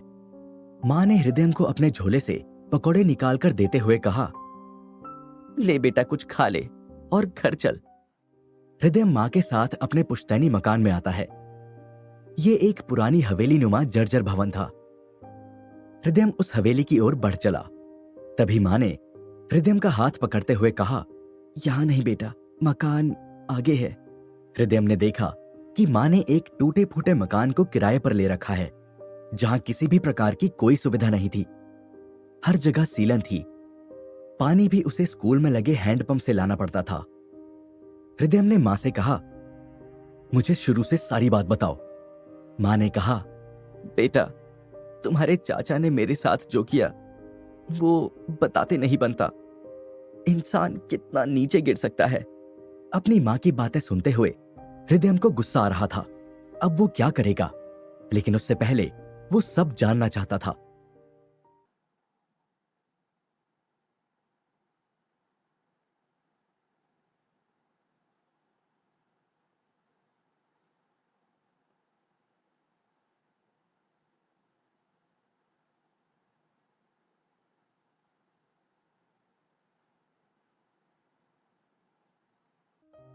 हृदय ने झुंझलाते हुए मां से कहा, तुम रुक क्यों गई मां? बताओ ना कि क्या किया चाचा ने? बेटा, मैं जब यहां आई तो मैं सीधा उनके पास गई। मैंने मिन्नतें की कि वो मेरे हिस्से की जमीन के डॉक्यूमेंट्स मुझे वापस कर दें। लेकिन हृदय ने बेसब्री से पूछा, लेकिन क्या मां? तेरे चाचा के बेटों ने मुझे सारे गांव के सामने जलील करते हुए कहा, कौन सी जमीन, कौन सा हिस्सा? चल भाग जा यहां से, बड़ी आई हिस्सा मांगने वाली। मैंने उनसे कहा कि जमीन ना सही, कम से कम मेरी दुकान मुझे लौटा दो, मैं उसमें ही गुजारा कर लूंगी। लेकिन उन्होंने मुझे धुतकारते हुए कहा कि जाती है यहां से कि लगाऊं 2 डंडे। ये कहकर पंकज मुझे मारने के लिए दौड़ा। मैं डर कर वहां से भाग आई। उसके बाद मैं पुलिस में रिपोर्ट लिखाने गई। कुछ समय तक तो इंस्पेक्टर ने मेरा साथ दिया, लेकिन पता नहीं अचानक से उसे क्या हुआ कि वो भी उनकी तरफ हो गया। मेरी दुकान को हड़प लिया, और तो और जो हमारा पुराना घर था उसको भी हड़प लिया। और अब कहते हैं कि तुम्हें 1 इंच भी जमीन नहीं मिलेगी। मां ने बताया, बेटा, यहां का सबसे बड़ा गुंडा सूर्य प्रकाश उनके साथ है। वो जब चाहे जिसे चाहे मार देता है। उसके खिलाफ यहां कोई कुछ नहीं कहता। एक दिन मैं पुलिस स्टेशन के बाहर धरने पर बैठ गई। मुझे देखकर लोग इकट्ठा हो गए थे।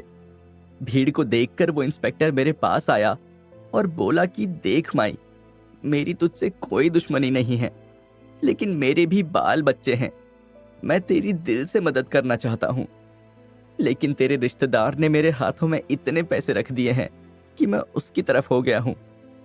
तू मुझे पैसे दे, मैं अभी तेरे उस तेवर को पकड़ कर ले आता हूं। लेकिन एक बात जान ले, मैं तो उसे पकड़ कर ले आऊंगा, लेकिन उसकी पहुंच बहुत ऊपर तक है।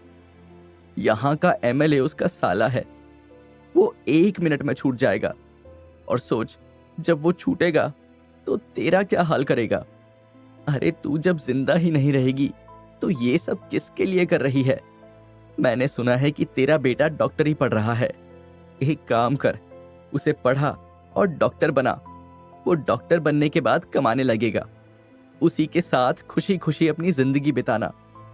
काहे को फालतू में खतरनाक लोगों से उलझ रही है माई? जा यहां से और मेरी जान छोड़।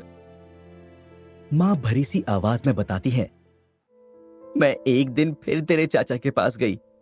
ऐसे ही भटकते भटकते 3 दिन बीत गए थे। तूने जो पैसे दिए थे वो भी बेटा कोर्ट कचहरी के चक्कर में खत्म हो गए थे। मैं 2 दिन से भूखी थी, लेकिन मैंने किसी के सामने हाथ नहीं फैलाए। वो उस दिन घर पर ही था। वो कुर्सी पर बैठा दूध पी रहा था। सभी गांव वाले उसके पास मदद मांगने आए थे। उसने अपने विधायक से कहकर गांव में लाइट कटवा दी थी। कई दिनों से गांव में लाइट नहीं थी, केवल उसके घर में ही लाइट थी। दिवाली आने वाली थी और गांव में चारों ओर अंधेरा फैला हुआ था। सरपंच जी ने कई जगह शिकायत की थी, लेकिन उन्हें हर जगह केवल एक ही जवाब मिल रहा था कि लाइन में कहीं फॉल्ट है, हम जल्द ठीक कर देंगे। जब लाइट गए 4 दिन हो गए, तब सभी गांव वालों को मजबूरन उसके पैरों में गिरकर माफी मांगनी पड़ी। उस दिन जब मैं वहां पहुंची, तब तेरा चाचा सरपंच से कह रहा था कि क्यों रे सरपंच के लड़के, खुद को बहुत बड़ा लीडर समझता है ना तू? कहां चली गई तेरी लीडरी? बहुत उछल रहा था, कहता था कि मैं सीएम हेल्पलाइन में शिकायत करूंगा। किया ना? क्या हुआ? ठेंगा। तुम सब अब मेरे दरवाजे पर नाक रगड़ने क्यों आए हो? कहीं तुम सबको ये तो नहीं लग रहा कि मैंने तुम सबकी लाइट कटवाई है? चलो निकलो यहां से, मैं कुछ नहीं कर सकता। लेकिन जैसे ही गांव वाले जाने लगे, तो उसने उनसे कहा कि भैया लाल जी, अगर आप चाहें तो लाइट आ सकती है। खेतों में पानी लगाना है। अगर सही समय पर बुआई नहीं हुई तो आप सब बर्बाद हो जाओगे। मैं आप सबकी परेशानी को समझ सकता हूं। मैं आप लोगों की मदद करने के लिए तैयार हूं, लेकिन मेरी एक शर्त है। गांव वालों ने पूछा कि कैसी शर्त? वो बोला कि पहले इस सरपंच से कहो कि आज ही इस्तीफा दे दे, ये सरपंच बनने के लायक नहीं है। और तुम सब भी कान खोलकर सुन लो, मैं तुम सबकी भलाई के लिए हमेशा तैयार रहता हूं। इस सरपंच के इस्तीफे के बाद जो चुनाव होगा, उसमें मेरे खिलाफ कोई खड़ा नहीं होगा। अगर वादा करते हो तो अभी कुछ देर में लाइट आ जाएगी, नहीं तो मनाना अंधेरे में दिवाली। हृदयम की मां ने आगे बताया कि गांव वालों के पास कोई दूसरा रास्ता नहीं बचा था, इसलिए सभी ने उसकी बात मान ली। ये सब चल ही रहा था कि तभी मैं वहां पहुंच गई। सारे गांव वालों के सामने तेरे चाचा ने मुझसे कहा कि भाभी, आप अभी तक जिंदा हैं। मैंने सोचा कि आप इस बार पक्का मर चुकी होंगी, लेकिन बड़ी जिद्दी जान है आपकी, इतनी आसानी से नहीं जाएंगी। पहले ससुर, फिर पति और अब बेटे की मौत देखने के बाद ही मरोगी लगता है। ये सुनकर उसके तीनों बेटे और उसके साथी मुझ पर हंस रहे थे। मैंने हार नहीं मानी और उससे कहा कि मेरे हिस्से की जमीन के पेपर दे दो, मैं चली जाऊंगी। फिर तेरे चाचा ने कहा कि सुन, तेरे ससुर ने मेरे बाप को पूरी जमीन बेच दी थी। हमने पूरे 25 लाख में जमीन खरीदी। तेरा यहां कोई हिस्सा नहीं है। तभी चाची ने मुझसे कहा कि कितनी कमजोर लग रही हैं आप, आइए कुछ खा लीजिए। तभी भैया लाल ने अपने छोटे बेटे से कहा कि सुन, जा वो प्लेट उठा कर ला। वो मेरे सामने कुत्तों के खाने की प्लेट रखकर कहता है कि लो भाभी, इसे खा लो, तुम भूखी लग रही हो। मेरे दहलीज पर जो कोई भी आता है वो भूखा नहीं जाता। तुम तो मेरी भाभी हो। गांव वालों, तुमने देखा ना मैं कितना दयालु हूं। अपनी मां की बातें सुनकर हृदयम गुस्से से उबल रहा था। उसकी मां ने उसके आगे बताया, इस अपमान के बावजूद मैंने उससे जब दोबारा कागज मांगे तो उसके बेटे ने मुझे मारकर वहां से भगा दिया। उस दिन मैंने कसम खाई कि अपना हिस्सा लिए बिना मैं यहां से वापस नहीं जाऊंगी। हृदयम की मां ने अपने आंसू पोंछते हुए कहा, बेटा, एक बात और है, तेरे मामा को भी इसने ही मारा है। उसे किसी सांप ने नहीं काटा है। बेटा, अभी किसी को पता नहीं कि तू मेरा बेटा है। वो तुझे कहीं और खोज रहे होंगे। इसलिए बेटा, तू आज रात चुपचाप वापस चला जा। वो अब पहले वाला चाचा नहीं रहा जो तेरे पापा के सामने आंखें भी नहीं उठा पाता था। जब से उसने जमीन बेची है और पैसे वाला हुआ है, तब से उसने हमारी सारी जमीन हड़प ली है और गांव वालों की जमीन को भी धीरे धीरे हड़प रहा है। मेरे लड़के, वो लोग बहुत खतरनाक हैं। तू चला जा यहां से, हृदय ने गुस्से से कहा, मां, मैं यहां जाने के लिए नहीं आया हूं। अब तुम देखती जाओ मां, मैं इनका क्या हाल करता हूं। अगर तुम्हें मेरे बारे में सोचकर डर लग रहा है तो अभी कुछ दिनों तक तुम मुझसे मिलने की कोशिश मत करना और ना ही मैं तुमसे मिलूंगा। पर तुम चिंता मत करना, हम फोन पर बातें करते रहेंगे। मैं तुम्हें कोई तकलीफ नहीं होने दूंगा। नहीं बेटा, तुझे मेरी कसम, यहां से चला जा। हृदय मां की कसम के आगे कुछ न कह सका।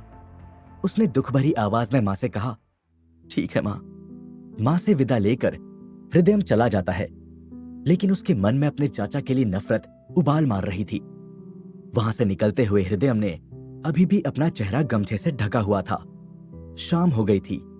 कुछ दूर आने के बाद उसे एक घर से रोने की आवाज आती है। घर के बाहर एक बड़ी दाढ़ी और बड़े बालों वाला आदमी नुकीले दस्ताने पहनकर बैठा हुआ था। उसने एक लड़के को पकड़ रखा था जो करीब 13 साल का था। वो आदमी जब भी अपने नुकीले दस्तानों से उस लड़के के हाथ को जोर से रगड़ता तो बच्चा दर्द से चिल्लाकर रोने लगता। आसपास लोगों की भीड़ थी, लेकिन किसी की हिम्मत नहीं थी कि उस आदमी को कोई कुछ कहे। पास में ही एक लड़की, जिसे कुछ गुंडों ने पकड़ रखा था, रो रही थी। वो उस छोटे लड़के की बहन थी और उस आदमी से गिड़गिड़ाकर बोली, मेरे भाई को जाने दो, ये तो अभी बच्चा है। हृदय ने ये सब देखा और वहां खड़े लोगों से पूछा, ये क्या हो रहा है? अपने चेहरे को शॉल से ढकते हुए एक आदमी ने दबी हुई जुबान में हृदय को बताया कि वो जो कुर्सी पर बैठा है वो सूर्य प्रकाश का भाई चंदू है। इसे दूसरों को परेशान करने में बहुत मजा आता है, लेकिन इसने आज इस लड़के को भी नहीं छोड़ा। हृदय ने फिर से पूछा, लेकिन इस लड़के ने इसका क्या बिगाड़ा है? वो आदमी बोला, इसका कोई दोष नहीं है, सब इसके पिता के कारण हो रहा है। इसके पिता की जमीन पर सूर्य प्रकाश की नजर है और वो उसे किसी भी तरह से हासिल करना चाहता है। इसका पिता फौजी था, कश्मीर में पोस्टिंग थी और एक आतंकी ब्लास्ट में इसके पिता बुरी तरह से जख्मी हो गए। उनके एक हाथ और एक पैर के साथ साथ उनकी आंखों की रोशनी भी चली गई। ये उन्हीं फौजी पांडे जी के बेटे और बेटी हैं। हृदय वहां खड़ा ये सब देख ही रहा था कि तभी उस लड़के के हाथ पर चंदू ने अपने नुकीले दस्ताने फिर से रगड़े तो उस लड़के की चमड़ी छिल गई और बहुत खून बहने लगा। हंसते हुए चंदू ने कुर्सी पर बैठे हुए सिगरेट पी रहे आदमी की ओर देखा और कहा, दादा भाई, आप तो कह रहे थे कि पांडे की बहुत मोटी चमड़ी है, लेकिन उसके लड़के को देखिए, ये तो थोड़ी सी रगड़ में ही निकल आई। उसके साथी उसकी बात सुनकर जोर जोर से हंसते हैं। तेज दर्द होने की वजह से लड़के ने अपने हाथ को छुड़ाने की कोशिश की तो उस आदमी ने उसे एक जोरदार थप्पड़ मारते हुए कहा, ओए, बहुत चर्बी चढ़ रही है तेरे बाप को। अगर तूने अब अपना हाथ छुड़ाने की कोशिश की या तेरी आवाज निकली तो अगली बारी तेरी बहन की होगी और उसकी चमड़ी कहां कहां से उधेड़ेगी तू सोच भी नहीं सकता। हृदय इस बार खुद को रोक नहीं पाया। वो अपने चेहरे को ढकते हुए पास में जल रही आग से एक जलती हुई लकड़ी लेकर बढ़ा और चंदू का हाथ पकड़कर उसकी हथेली में मसल दी। चंदू दर्द से छटपटा रहा था। वो जोर जोर से चीख कर कह रहा था, छोड़ कमीने, मर जाऊंगा, छोड़ दे, बचाओ बचाओ। वो हृदय से छूटने की कोशिश कर रहा था, लेकिन हृदय की ताकत के सामने उसका कोई जोर नहीं चला। हृदय ने दूसरी जलती हुई लकड़ी हाथ में लेते हुए कहा, अब पता चला जलन कैसी होती है। अभी तो तू बड़े मजे ले रहा था, बड़ी हंसी आ रही थी ना तुझे, अब हंस के दिखा। ऐसा कहते हुए उसके होठों पर हृदय ने जलती हुई लकड़ी मसल दी। चंदू के दो साथी भाग कर आए और उन्होंने चंदू को संभाला और फिर हृदय पर हमला कर दिया। हृदय उनके वार से बचकर दौड़ता हुआ चंदू की ओर जाता है। चंदू डरा हुआ जमीन पर बैठा था। उसे उसके साथी ने पकड़कर सहारा दे रखा था। हृदय दौड़ते हुए अपने घुटने को उसके चेहरे पर जोर से मारता है। उसके दांत टूटकर खून के साथ बाहर गिरते हैं। चंदू जमीन पर लेटकर दर्द से कराह रहा था। हृदय दौड़कर आता है और उसे ऐसे मारता है कि वहां खड़े लोग उस मार की कल्पना से सिहर उठते हैं। चंदू का साथी, जिसने हृदय पर वार किया था, वो फिर से उसे मारने के लिए दौड़कर आ रहा था।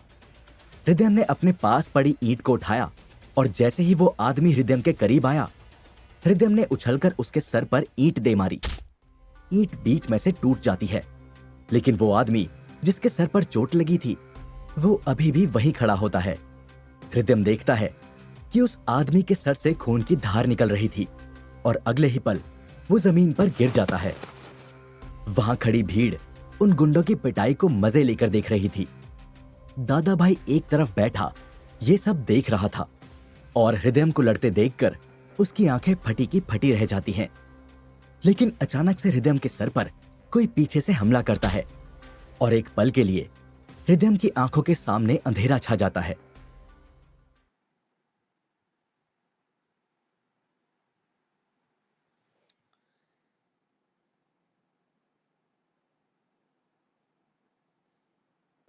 हृदयम अपने आप को संभालता है और एक पल के लिए उसके पूरे शरीर में एक बिजली सी कौंध जाती है, जैसे किसी ने उसे रीस्टार्ट कर दिया हो। हृदयम अपनी आंखें खोलता है और अब उसे ऐसा लगता है जैसे उसे कुछ हुआ ही नहीं था। वो मन में कहता है, थैंक्स पापा। हृदयम ने अब दूसरे गुंडे की तरफ देखा और वो अगले ही पल भाग निकला। हृदयम अब दादा भाई जो एक तरफ बैठा सब देख रहा था उसकी ओर बढ़ा। हृदयम को अपनी ओर आता देखकर दादा भाई भारी आवाज में बोला, कमीने, जितनी मजदूरी मिली थी सबकी चढ़ाकर आ गया है क्या? जानता है मैं कौन हूं? हृदयम गमछे से अपना चेहरा ढके हुए एक शर्ट और धोती में वाकई मजदूर लग रहा था। दादा भाई एक अधेड़ उम्र का आदमी जो कुर्सी पर बैठा सिगरेट पर सिगरेट पिए जा रहा था। उसकी उंगलियों में सोने की कई सारी अंगूठियां थी, गले में मोटी सोने की चेन और कानों में सोने की बालियां पहन रखी थी। हृदयम उससे कहता है, तेरा गेटअप बहुत अच्छा है। सफेद कुर्ते के ऊपर काली जैकेट बता रही है कि तू जरूर वो नेता का आवारा कुत्ता है जो सड़क पर हर आने जाने वाले पर भौंकता है, मगर आज तू शायद भौंकने के काबिल भी ना रहे। हृदयम ने अपने आप को उन गांव वालों में से एक ही दिखाने के लिए उनकी तरह बोलते हुए दादा भाई से कहा, बहुत सोना पहन रखा है तूने, काफी मालदार लगता है तू। फिर काहे इस लड़की को परेशान कर रहा था? मर्द है तो जाके इसके बाप से बात करना। इन बच्चों को काहे परेशान कर रहा था? दादा भाई गुस्से से हृदयम की ओर बढ़ा और जोर से बोला, तेरी मां। लेकिन गुस्से में हृदयम ने उसके कान से लटक रही सोने की बाली को इतनी जोर से खींचा कि दादा भाई की आवाज मां पर ही अटक गई। हृदयम ने दांत पीसते हुए गुस्से से कहा, मां की गाली देना चाहता है? नहीं नहीं, मैं तो दर्द से मां कह रहा था। हृदयम उसके कान पकड़कर खींचता हुआ भीड़ के बीच में से उसे लड़के के पास ले गया और उससे कहा, तुझे लोगों की चमड़ी उधड़ते देखकर बड़ा मजा आता है ना? हृदयम बोल ही रहा था कि उसकी नजर उस लड़के की बहन पर पड़ी। वो दूर सहमी खड़ी थी। हृदयम ने उसकी ओर देखकर कहा, तुम काहे डर रही हो? यहां आओ। लड़की हृदयम के पास आती है। हृदयम एक बार फिर दादा भाई के कान को खींचते हुए कहता है, इस लड़की के बारे में क्या बोल रहा था तू? तभी गुस्से से दादा भाई ने अपने दांत पीसते हुए हृदयम से कहा, चमड़ी तो तेरी भी नहीं बचेगी कमीने। तू कितना भी अपना चेहरा छिपा ले, तू बच नहीं पाएगा। हृदयम ने कहा, ऐसा है तो मैं तुझे ऐसी निशानी देता हूं कि तू जब जब अपने आप को शीशे में देखेगा तब तब मुझे जरूर याद करेगा। ये कहते हुए हृदयम ने जल रही एक लकड़ी को उठाया और दादा भाई के माथे पर ऐसे लगाया जैसे वो उसे तिलक लगा रहा हो। दर्द से उसकी चीख निकल जाती है। हृदयम कहता है, अब किसी की चमड़ी निकालने से पहले तू 100 बार सोचेगा। चल, अब अपना ये पहना हुआ सारा सोना उतार। चल, जल्दी कर। डर से कांपते हाथों से दादा भाई ने अपनी अंगूठियां, चेन और बालियां उतार कर हृदयम को दे दी। हृदयम ने उसे लात मारते हुए कहा, भाग यहां से, अब यहां दिखना मत। भागते हुए दादा भाई ने हृदयम को कहा, रुक कमीने, मैं तुझे जरूर बताऊंगा कि तूने कितनी बड़ी गलती की है। मैं तुझे जान से मार दूंगा। हृदयम ने एक छोटा पत्थर उठाकर उसे मारते हुए कहा, टॉमी, जा अपने मालिक के पास जाकर भौंकना। यहां शोर मत कर, भाग यहां से।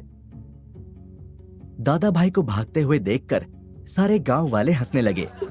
दोनों बच्चों के चेहरे पर भी एक पल के लिए मुस्कान आ गई। हृदयम उस लड़के के पास जाकर बोला, अपना हाथ दिखाओ। हृदयम ने देखा कि उस लड़के के हाथ की चमड़ी छिल चुकी थी और उसका हाथ लहूलुहान था। लेकिन जब हृदयम ने उसके हाथ पर कंसंट्रेट किया तो वो उस लड़के के हाथ के अंदर तक देखने लगा। उसने उसकी मांसपेशियां, नसें और हड्डी की जांच की तो पता चला कि चोट गहरी नहीं थी। वो चाहता तो एक पल में उस लड़के का हाथ ठीक कर देता, लेकिन इतने लोगों के सामने उसे अपनी शक्ति की नुमाइश नहीं करनी थी। और वैसे भी हृदयम पूरी कोशिश कर रहा था कि उसे कोई पहचान ना पाए। हृदयम ने उस लड़के के हाथ पर फूंक मारते हुए उससे पूछा, यहां हॉस्पिटल कहां है? लड़के ने कहा, थोड़ी दूर पर है। ठीक है, जल्दी जाकर पट्टी करवा लो, नहीं तो इन्फेक्शन हो जाएगा। लड़के ने जवाब दिया, हॉस्पिटल नहीं जाऊंगा। कल सुबह जब गांव में बंगाली डॉक्टर आएंगे तब उन्हीं से इलाज करवा लूंगा। हृदयम ने कहा, देखो, जख्म गहरा है और अभी तुमने बताया कि हॉस्पिटल थोड़ी ही दूर है, तो वहां जाने में क्या बुराई है? उस लड़के ने बताया, अगर हम रात में हॉस्पिटल जाते हैं तो वहां की वार्ड बॉय और सिस्टर हमें डांट कर भगा देते हैं, कहते हैं कि दिन में आना। हृदयम ने कहा, लेकिन वहां डॉक्टर तो होगा, तुम उनसे शिकायत कर सकते हो। लड़के ने फिर से कहा, वहां रात में डॉक्टर आकर सो जाते हैं, किसी को नहीं देखते। पास खड़ी उस लड़के की बहन बोली, कल ही मेरी सहेली की भाभी को लेबर पेन हुआ। वो लोग उसे हॉस्पिटल लेकर गए तो डॉक्टर ने कहा कि इसे बड़े हॉस्पिटल ले जाओ, इसकी जान खतरे में है, जबकि उन्होंने भाभी को चेक तक नहीं किया। वो ऐसा ही करते रहे। रात में गांव वाले इसलिए हॉस्पिटल नहीं जाते। हृदयम ने ठंडी आंख भरी और खुद से कहा, ये मैं किस जमाने में आ गया हूं? इस गांव में तो सब के सब महान हैं। चलो हॉस्पिटल भी आज चल के देख ही लें। हृदयम ने दोनों से कहा, चलो हॉस्पिटल चलते हैं। बहन ने जवाब दिया, 20 मिनट का रास्ता है, लेकिन साइकिल से 10 मिनट में पहुंच जाएंगे। हृदयम ने जब पसीना पोंछने के लिए अपना गमछा खोला तो उन दोनों भाई बहनों ने देखा कि हृदयम एक नौजवान, बहुत स्मार्ट, गोरा, काली आंखों वाला लड़का है। उसके बाल किनारे से छोटे और सामने से बड़े थे। वो किसी हॉलीवुड फिल्म का हीरो लग रहा था। अब वो तीनों साइकिल पर सवार होकर हॉस्पिटल की ओर निकल जाते हैं। लड़के के हाथ में चोट लगी थी, इसलिए वो पीछे बैठता है और उसकी बहन आगे। साइकिल पर सवार तीनों को ठंड लग रही थी। साइकिल चलाते हुए हृदयम उसकी बहन से पूछता है, आप दोनों ने अपना नाम नहीं बताया। लड़की बोली, मेरा नाम पारुल है और मेरे भाई का नाम आदर्श है। हृदयम ने पारुल से बोला, आप किस क्लास में पढ़ती हैं? पारुल ने पीछे मुड़कर हृदयम से कहा, मैं 12वीं में हूं और आदर्श 9वीं क्लास में है। पीछे से आदर्श ने हृदयम से पूछा, आपका नाम क्या है? आप कहां से आए हैं? हृदयम बोला, अरे मैं तो यहां मजदूरी करने आया था। यहां जो सड़क बन रही है ना, मैं वहीं काम करता हूं। पारुल ने हृदयम के हाथों को देखकर कहा, आपके हाथों से तो आप मजदूर नहीं लगते। हृदयम के कहीं से भी मजदूरी करने वाले हाथ नहीं लग रहे थे। उसके हाथ चमकदार और साफ थे। पारुल बोली, आपको झूठ बोलना नहीं आता? हृदयम ने पूछा, आपको ऐसा क्यों लगा? पारुल ने कहा, अपने हाथों को देखा है? आपने अपनी जिंदगी में कुएं से एक बाल्टी पानी भी नहीं भरा होगा। और कौन सा मजदूर इतना अच्छा परफ्यूम लगाकर मजदूरी करने जाता है? आप तो बहुत तेज हैं। ये कहकर हृदयम साइकिल की स्पीड बढ़ा देता है और कुछ ही देर बाद वो तीनों हॉस्पिटल पहुंच जाते हैं। अंधेरा हो चुका था। हृदयम साइकिल खड़ी करता है, एक बार फिर अपने गमछे से अपने चेहरे को ढक लेता है और उन दोनों से कहता है, चलो आज डॉक्टर साहब से भी मिल लें। वो तीनों हॉस्पिटल की सीढ़ियां चढ़ते हुए अंदर पहुंचे ही थे कि वार्ड बॉय ने उन्हें रोकते हुए कहा, अबे ओ मुफ्तखोरो, कल सुबह आना, डॉक्टर साहब आज आए नहीं हैं। तभी हृदयम के एक झन्नाटेदार चांटे ने वार्ड बॉय के कानों में सीटी बजा दी। हृदयम ने उनसे पूछा, डॉक्टर कहाँ है? इस बार उसने बिना देरी किए डॉक्टर के रूम की ओर इशारा कर दिया। जैसे ही पारुल और आदर्श हृदयम के साथ डॉक्टर के रूम में गए। उन्होंने देखा कि डॉक्टर साहब हीटर लगाए बेड पर लेटकर मोबाइल पर रील्स देख रहे हैं। हृदयम ने टेबल को ठोकते हुए डॉक्टर से कहा, डॉक्टर, इस लड़के के हाथ में चोट लगी है, इसका इलाज कर दीजिए। डॉक्टर साहब गुस्से से उनकी ओर देखते हुए बिस्तर से उठे और बोले, यहां कैसे घुस आए तुम? राजबहादुर, राजबहादुर, तूने इन लोगों को अंदर कैसे आने दिया? बाहर करो इनको। वार्ड बॉय, जिसका नाम राजबहादुर था, उसने डॉक्टर की नजरों से बचकर हृदयम को हाथ जोड़कर बाहर आने का इशारा किया। हृदयम ने डॉक्टर की टेबल पर रखी लकड़ी की नेम प्लेट उठाते हुए कहा, doctor Alok Kumar. Doctor height में छोटे, काले और बड़े हुए पेट वाले थे। सर पर बाल कम होने की वजह से लाइट में उनका सर चमक रहा था। उन्होंने इस बार बहुत गुस्सा करते हुए हृदयम से कहा, अबे, क्या कब से डॉक्टर डॉक्टर लगा रखा है? डॉक्टर साहब बोल और भाग जा यहां से। ये कहते हुए डॉक्टर अपने मोबाइल पर फिर से रील्स देखते हुए बेड की ओर जा ही रहा था कि तभी उस डॉक्टर की बहुत जोर से चीख निकल जाती है। उसके हाथ से उसका मोबाइल गिर जाता है। उसके मोबाइल पर कांटा लगा गाना बज रहा था।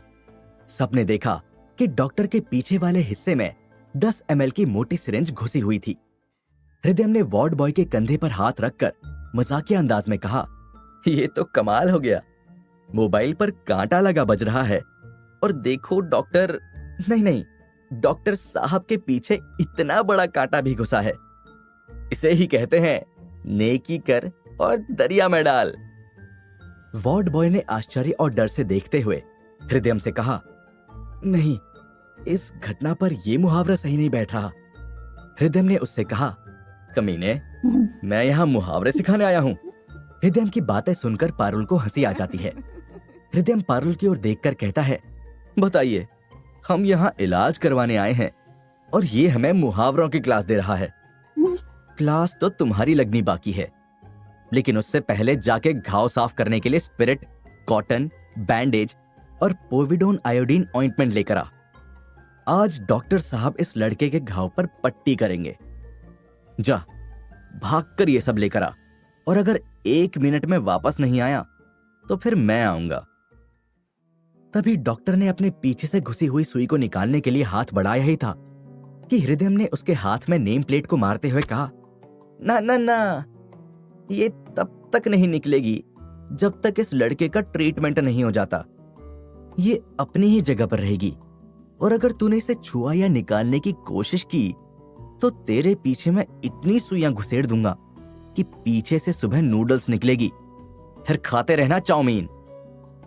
ये सुनकर पारुल नाक सिकोड़ते हुए गंदा मुंह बनाकर गुस्से से हृदयम को देखती है। हृदयम ने पारुल से कहा, अरे, मैंने कुछ गलत कह दिया क्या? ओह, लगता है आपको चाउमीन खाना बहुत पसंद है। सॉरी, अब नहीं बोलूंगा। पारुल अपने सर पर हाथ पटक लेती है। तभी राजबहादुर सब सामान लेकर आ जाता है। हृदयम ने कहा, वाह राजबहादुर, तुमने बहुत अच्छा काम किया। तुम इधर ही रुकना, जाना नहीं, तुम्हें अभी इनाम मिलेगा। हृदयम डॉक्टर से कहता है, तुम्हारे पास केवल 5 मिनट हैं। अगर इस 5 मिनट में इसकी ड्रेसिंग नहीं हुई तो तुम्हें अपनी ड्रेसिंग करनी पड़ जाएगी। चल, शुरू हो जा। डॉक्टर घबराते हुए तेजी से आदर्श के हाथ के घाव को साफ करने लगता है। हृदयम फिर से कहता है, तो राजबहादुर, जब तक डॉक्टर साहब पट्टी कर रहे हैं, तुम्हें एक सबक सिखाता हूं, ठीक से याद करना। चल, अपना हाथ आगे बढ़ा। राजबहादुर बिना कुछ सोचे जैसे ही अपना हाथ आगे बढ़ाता है, हृदयम उस लकड़ी के नेम प्लेट को जोर से मारते हुए कहता है, पहला सबक कि यहां कोई मुफ्तखोर नहीं आता। फिर जोर से मारते हुए कहता है, और दूसरा सबक, आज से मैं अपना काम पूरी ईमानदारी से करूंगा। राजबहादुर को ठंड में पड़ रही तेज मार से उसे बहुत दर्द हो रहा था। वो बार बार अपने हाथों को दबाता और मलकर दर्द को कम करने की कोशिश कर रहा था। तीसरा और सबसे जरूरी सबक, तू अब कभी भी पुलिस को फोन नहीं करेगा, जो तू अभी अभी करके आया है। राजबहादुर दर्द के मारे अपने हाथ मलते हुए सोचता है, इसे कैसे पता चला कि मैंने पुलिस को फोन किया था? इस बात का आश्चर्य पारुल और आदर्श को भी था। पारुल खुद से कहती है, ये कौन है जो हर मुश्किल काम इतनी आसानी से कर लेता है।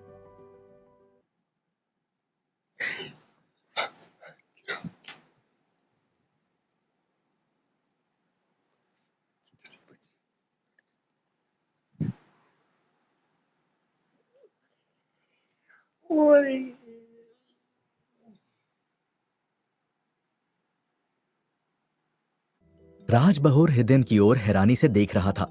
वो सोचता है, इसे कैसे पता चला? दरअसल हृदय ने उसे भेजते समय उसके मन की बात जान ली थी। वो मन में सोच रहा था, रुक जा कमीने, मुझे बाहर भेजकर तूने अपने पैरों पर कुल्हाड़ी मार ली है। रुक, अभी पुलिस को बुलाकर तेरी हीरोगिरी निकालता हूं। जैसे ही राजबहूर को मार पड़ रही थी और सबक की लिस्ट बढ़ती जा रही थी, मार को देखकर डॉक्टर के कांपते हुए हाथों की स्पीड भी और तेज होती जा रही थी।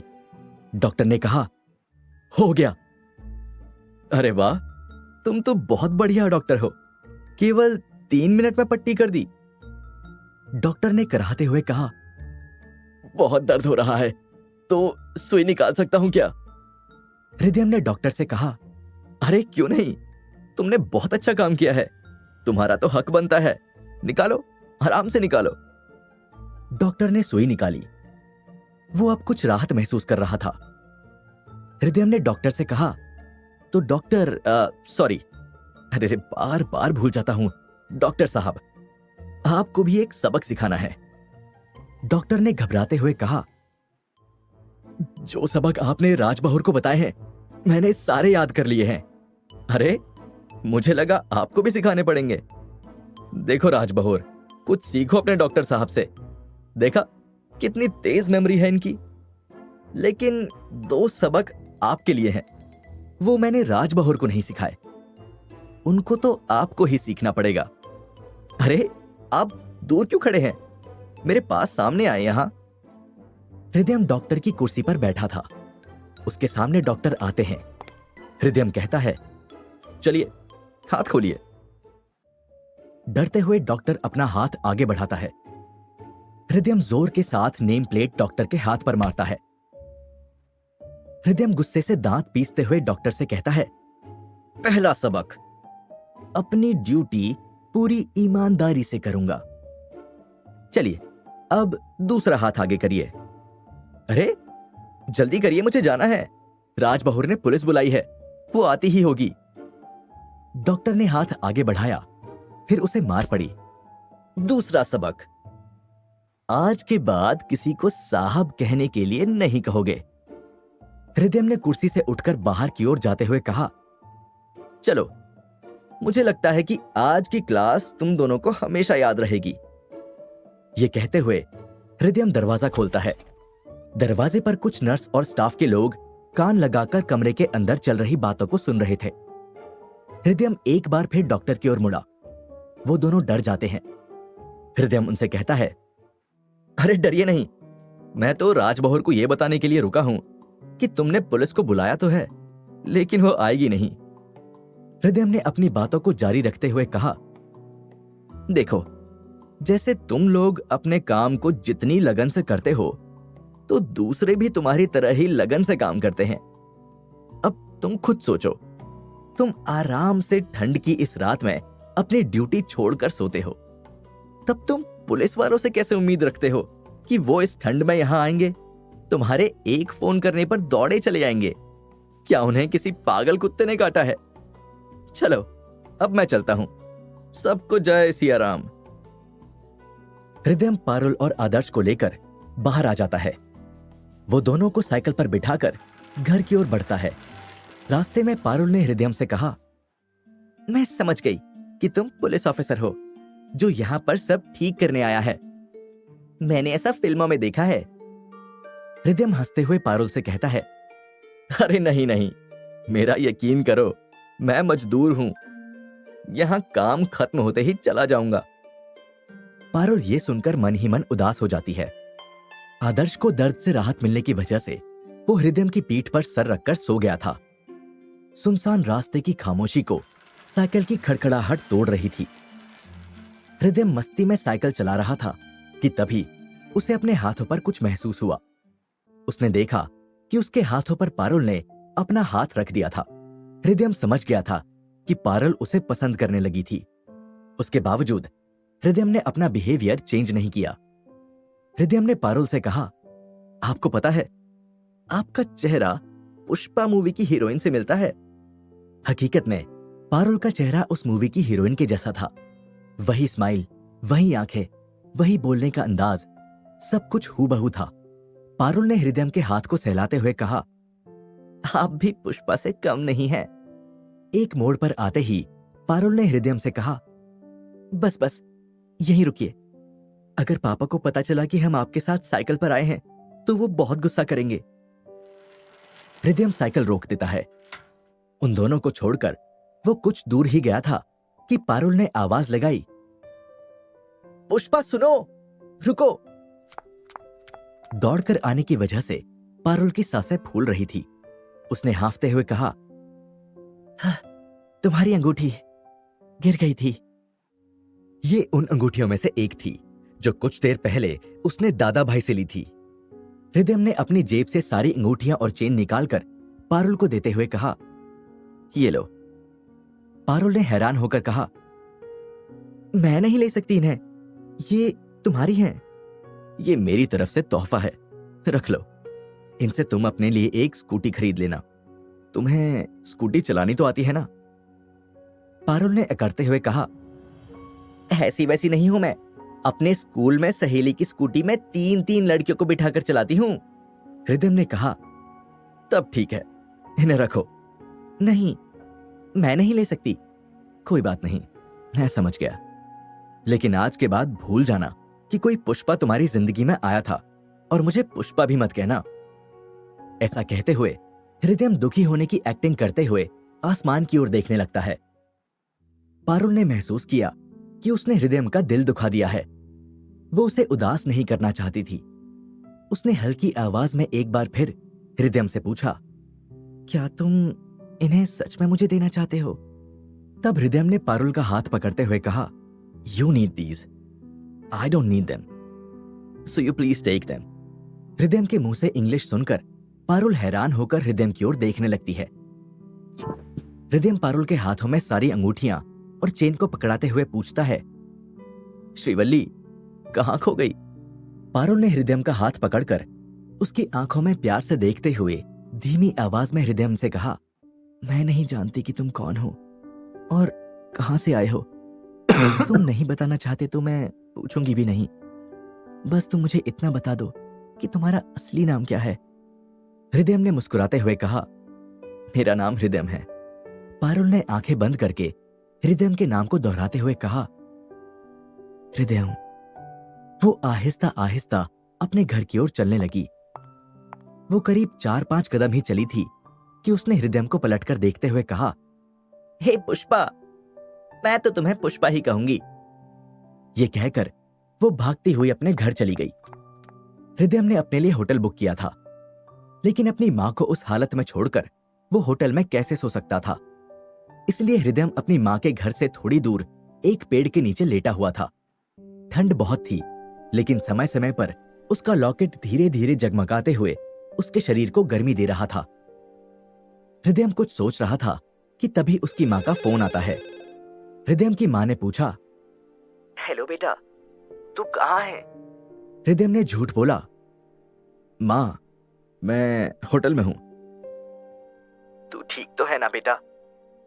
हृदयम ने कहा, हाँ मां, मैं बिल्कुल ठीक हूं, लेकिन तुम इतनी धीमी आवाज में क्यों बात कर रही हो? तेज बोलो, कोई ये थोड़ी ही जानता है कि वो आदमी तुम्हारा बेटा ही है। हृदयम की मां ने कहा, तू नहीं जानता बेटा, पूरे गांव में सूर्य प्रकाश के आदमियों की पिटाई की खबर फैल चुकी है। अभी अभी उर्मिला जी कुछ लोगों से बात कर रहे थे कि दिनकर और उसके आदमियों को किसी ने सबके सामने बहुत मारा है। भैया लाल बहुत गुस्से में हैं। हृदयम ने पूछा, मां, दिनकर और चाचा का क्या कनेक्शन है? बेटा, दिनकर तेरे चाचा भैया लाल का दूसरा बेटा है। तो क्या दिक्कू ही दिनकर है? दिनकर वही दादा भाई था जिसे कुछ देर पहले हृदयम ने मारा था और उसकी अंगूठियां और चेन छीन ली थी। मां ने कहा, हाँ बेटा, वही है। बेटा सच सच बता, कहीं तूने तो उसको नहीं मारा? अरे माँ, हर झगड़े में तुम मुझे ही घसीट देती हो। भला मैं अपने भाई को क्यों मारूंगा? ठीक है बेटा, अपना ध्यान रखना। हृदय बोला, टेंशन मत लो माँ, तुम सो जाओ, मुझे भी बहुत नींद आ रही है। माँ के फोन रखने के बाद हृदय ने शुभांगी को कॉल किया। शुभांगी। हेलो। शुभांगी ने थोड़ा गुस्से से कहा, वाह, आज जनाब को हमें याद करने की फुर्सत मिल ही गई। हृदय ने शुभांगी को टोकते हुए कहा, अरे ये क्या बात हुई, उल्टा चोर कोतवाल को डांटे। शुभांगी ने प्यार भरे गुस्से से कहा, क्या मतलब है तुम्हारा? मैं चोर हूँ? हृदय हार मानते हुए कहता है, ओके बाबा, मैं चोर हूं और तुम कोतवाल। अब खुश? शुभांगी ने अपनी जीत की खुशी मनाते हुए कहा, यस, दैट साउंड्स बेटर। देखा, आखिर सच सामने आ ही गया, तुम चोर हो। अच्छा तो कोतवाल साहब, अब आप ये भी बता दीजिए कि मैंने क्या चुराया है। शुभांगी ने धीमी आवाज में बुदबुदाते हुए कहा, मेरा दिल। हृदय पेड़ के नीचे लेटा हुआ था, लेकिन ये सुनते ही वो खुशी से उछलकर बैठकर बोला, शुभांगी, तुमने क्या कहा? जरा एक बार फिर से कहना। शुभांगी ने दांतों में अपनी जीभ को दबाकर अपनी आंखें बंद कर ली। वो चुप होकर मुस्कुरा रही थी। फिर अपने आप को संभालते हुए उसने हृदय से कहा, मैंने क्या कहा? मैं तो कह रही थी कि उस दिन। हृदय समझ रहा था कि शुभांगी उसके मजे ले रही है। ओह हाँ, क्या उस दिन? हाँ, तो मैं ये कह रही थी कि मेरा एक ब्रेसलेट उस दिन पार्टी में कहीं खो गया था। कहीं वो तुमने ही तो नहीं चुरा लिया? बातें चल ही रही थी कि हृदय थोड़ा सीरियस हो गया। उसने शुभांगी से पूछा, कहाँ हो तुम? कहाँ रहूंगी, ड्यूटी पर। हृदय ने पूछा, सब ठीक है ना? नहीं यार, यहाँ कुछ ठीक नहीं है। हृदय ने पूछा, क्यों, क्या हुआ? शुभांगी ने कहा, यहाँ पिछले कुछ दिनों से अजीब सी घटनाएं घट रही हैं। खैर, छोड़ो इन सब बातों को, अपने बारे में बताओ। हृदय ने कहा, मैं अपनी माँ के पास गांव आया हूं। Wow, that's great. शुभांगी हृदय से बात कर ही रही थी कि अचानक से उसने हृदय से कहा, हृदय, एक सेकंड होल्ड करना। हृदय को आवाज आ रही थी। शुभांगी ने चीख कर सबसे कहा, सब बैठ जाओ, हरी अप। हृदय को बात करते हुए आभास हो रहा था कि शुभांगी मुसीबत में है। उसने अपनी आंखें बंद की। वो शुभांगी को अपनी बंद आंखों से देख पा रहा था। वो सब कुछ देख सकता था। करीब 1 मिनट तक शुभांगी का कॉल होल्ड में रहने के बाद वो हृदय से लंबी सांस खींचते हुए बोली, हाँ बताओ, अपने गांव के बारे में। अब हृदय की आवाज बदल चुकी थी। उसने बहुत ही शांत और गंभीर आवाज में शुभांगी को टोकते हुए कहा, शुभांगी, मेरी बात ध्यान से सुनो। अभी टाइम क्या हुआ है? शुभांगी ने टाइम बताया। 12 बजने वाले हैं। शुभांगी सुनो, तुम जहां इस वक्त हो वहां से 12 बजने से पहले चली जाओ और सबको साथ लेकर जाना। वहां किसी को भी छोड़ना मत, वरना वो नहीं बचेगा। शुभांगी ने हंसते हुए कहा, मुझे पता नहीं था कि तुम भविष्य भी देख सकते हो। जनाब, मैं एक जांबाज पुलिस ऑफिसर हूं। मैं किसी से नहीं डरती, इसलिए मुझे डराने की बेकार कोशिश ना ही करो तो बेहतर होगा। हृदय ने फिर से कहा, मेरी बात मानो, वहां से जल्दी निकलो। शुभांगी ने हवलदार मिश्रा जी को पास बुलाते हुए कहा, मिश्रा जी, जरा चाय तो पिलाइए, ठंड कुछ ज्यादा ही हो रही है। और ये फोन पकड़िए, मैं आती हूं। ये कहकर शुभांगी झाड़ियों में उतर जाती है। हवलदार मिश्रा ने हृदय का कॉल देखकर जवाब दिया, सर पहचाना, मैं मिश्रा, हवलदार। हृदय ने कहा, मिश्रा जी, शुभांगी मेरी बात नहीं मान रही है। आप मेरी बात को ध्यान से सुनिए। जितनी जल्दी हो सके आप लोग उस जगह को छोड़कर चले जाइए। आप सबकी जान खतरे में है। सर, आप मैडम के लिए टेंशन मत लीजिए। जब तक मैं जिंदा हूं उनका कोई बाल भी बांका नहीं कर सकता। उस दिन के बाद से हम लोग डंडे की जगह पिस्तौल रखते हैं। आप चिंता मत करिए। सर, एक बात बताइए, आपकी और मैडम की बात कुछ आगे बढ़ी या गाड़ी वहीं अटकी हुई है? वैसे मैडम ऊपर से बहुत सख्त हैं, लेकिन भीतर से बहुत मुलायम हैं। आप आइए, मैं आपकी ओ ओ और मिश्रा जी की आवाज बंद हो गई। ऐसा क्या होने वाला था कि हृदय उन सबको वहां से जाने के लिए कह रहा था? क्या हृदय शुभांगी को उस अनचाही मुसीबत से बचा पाएगा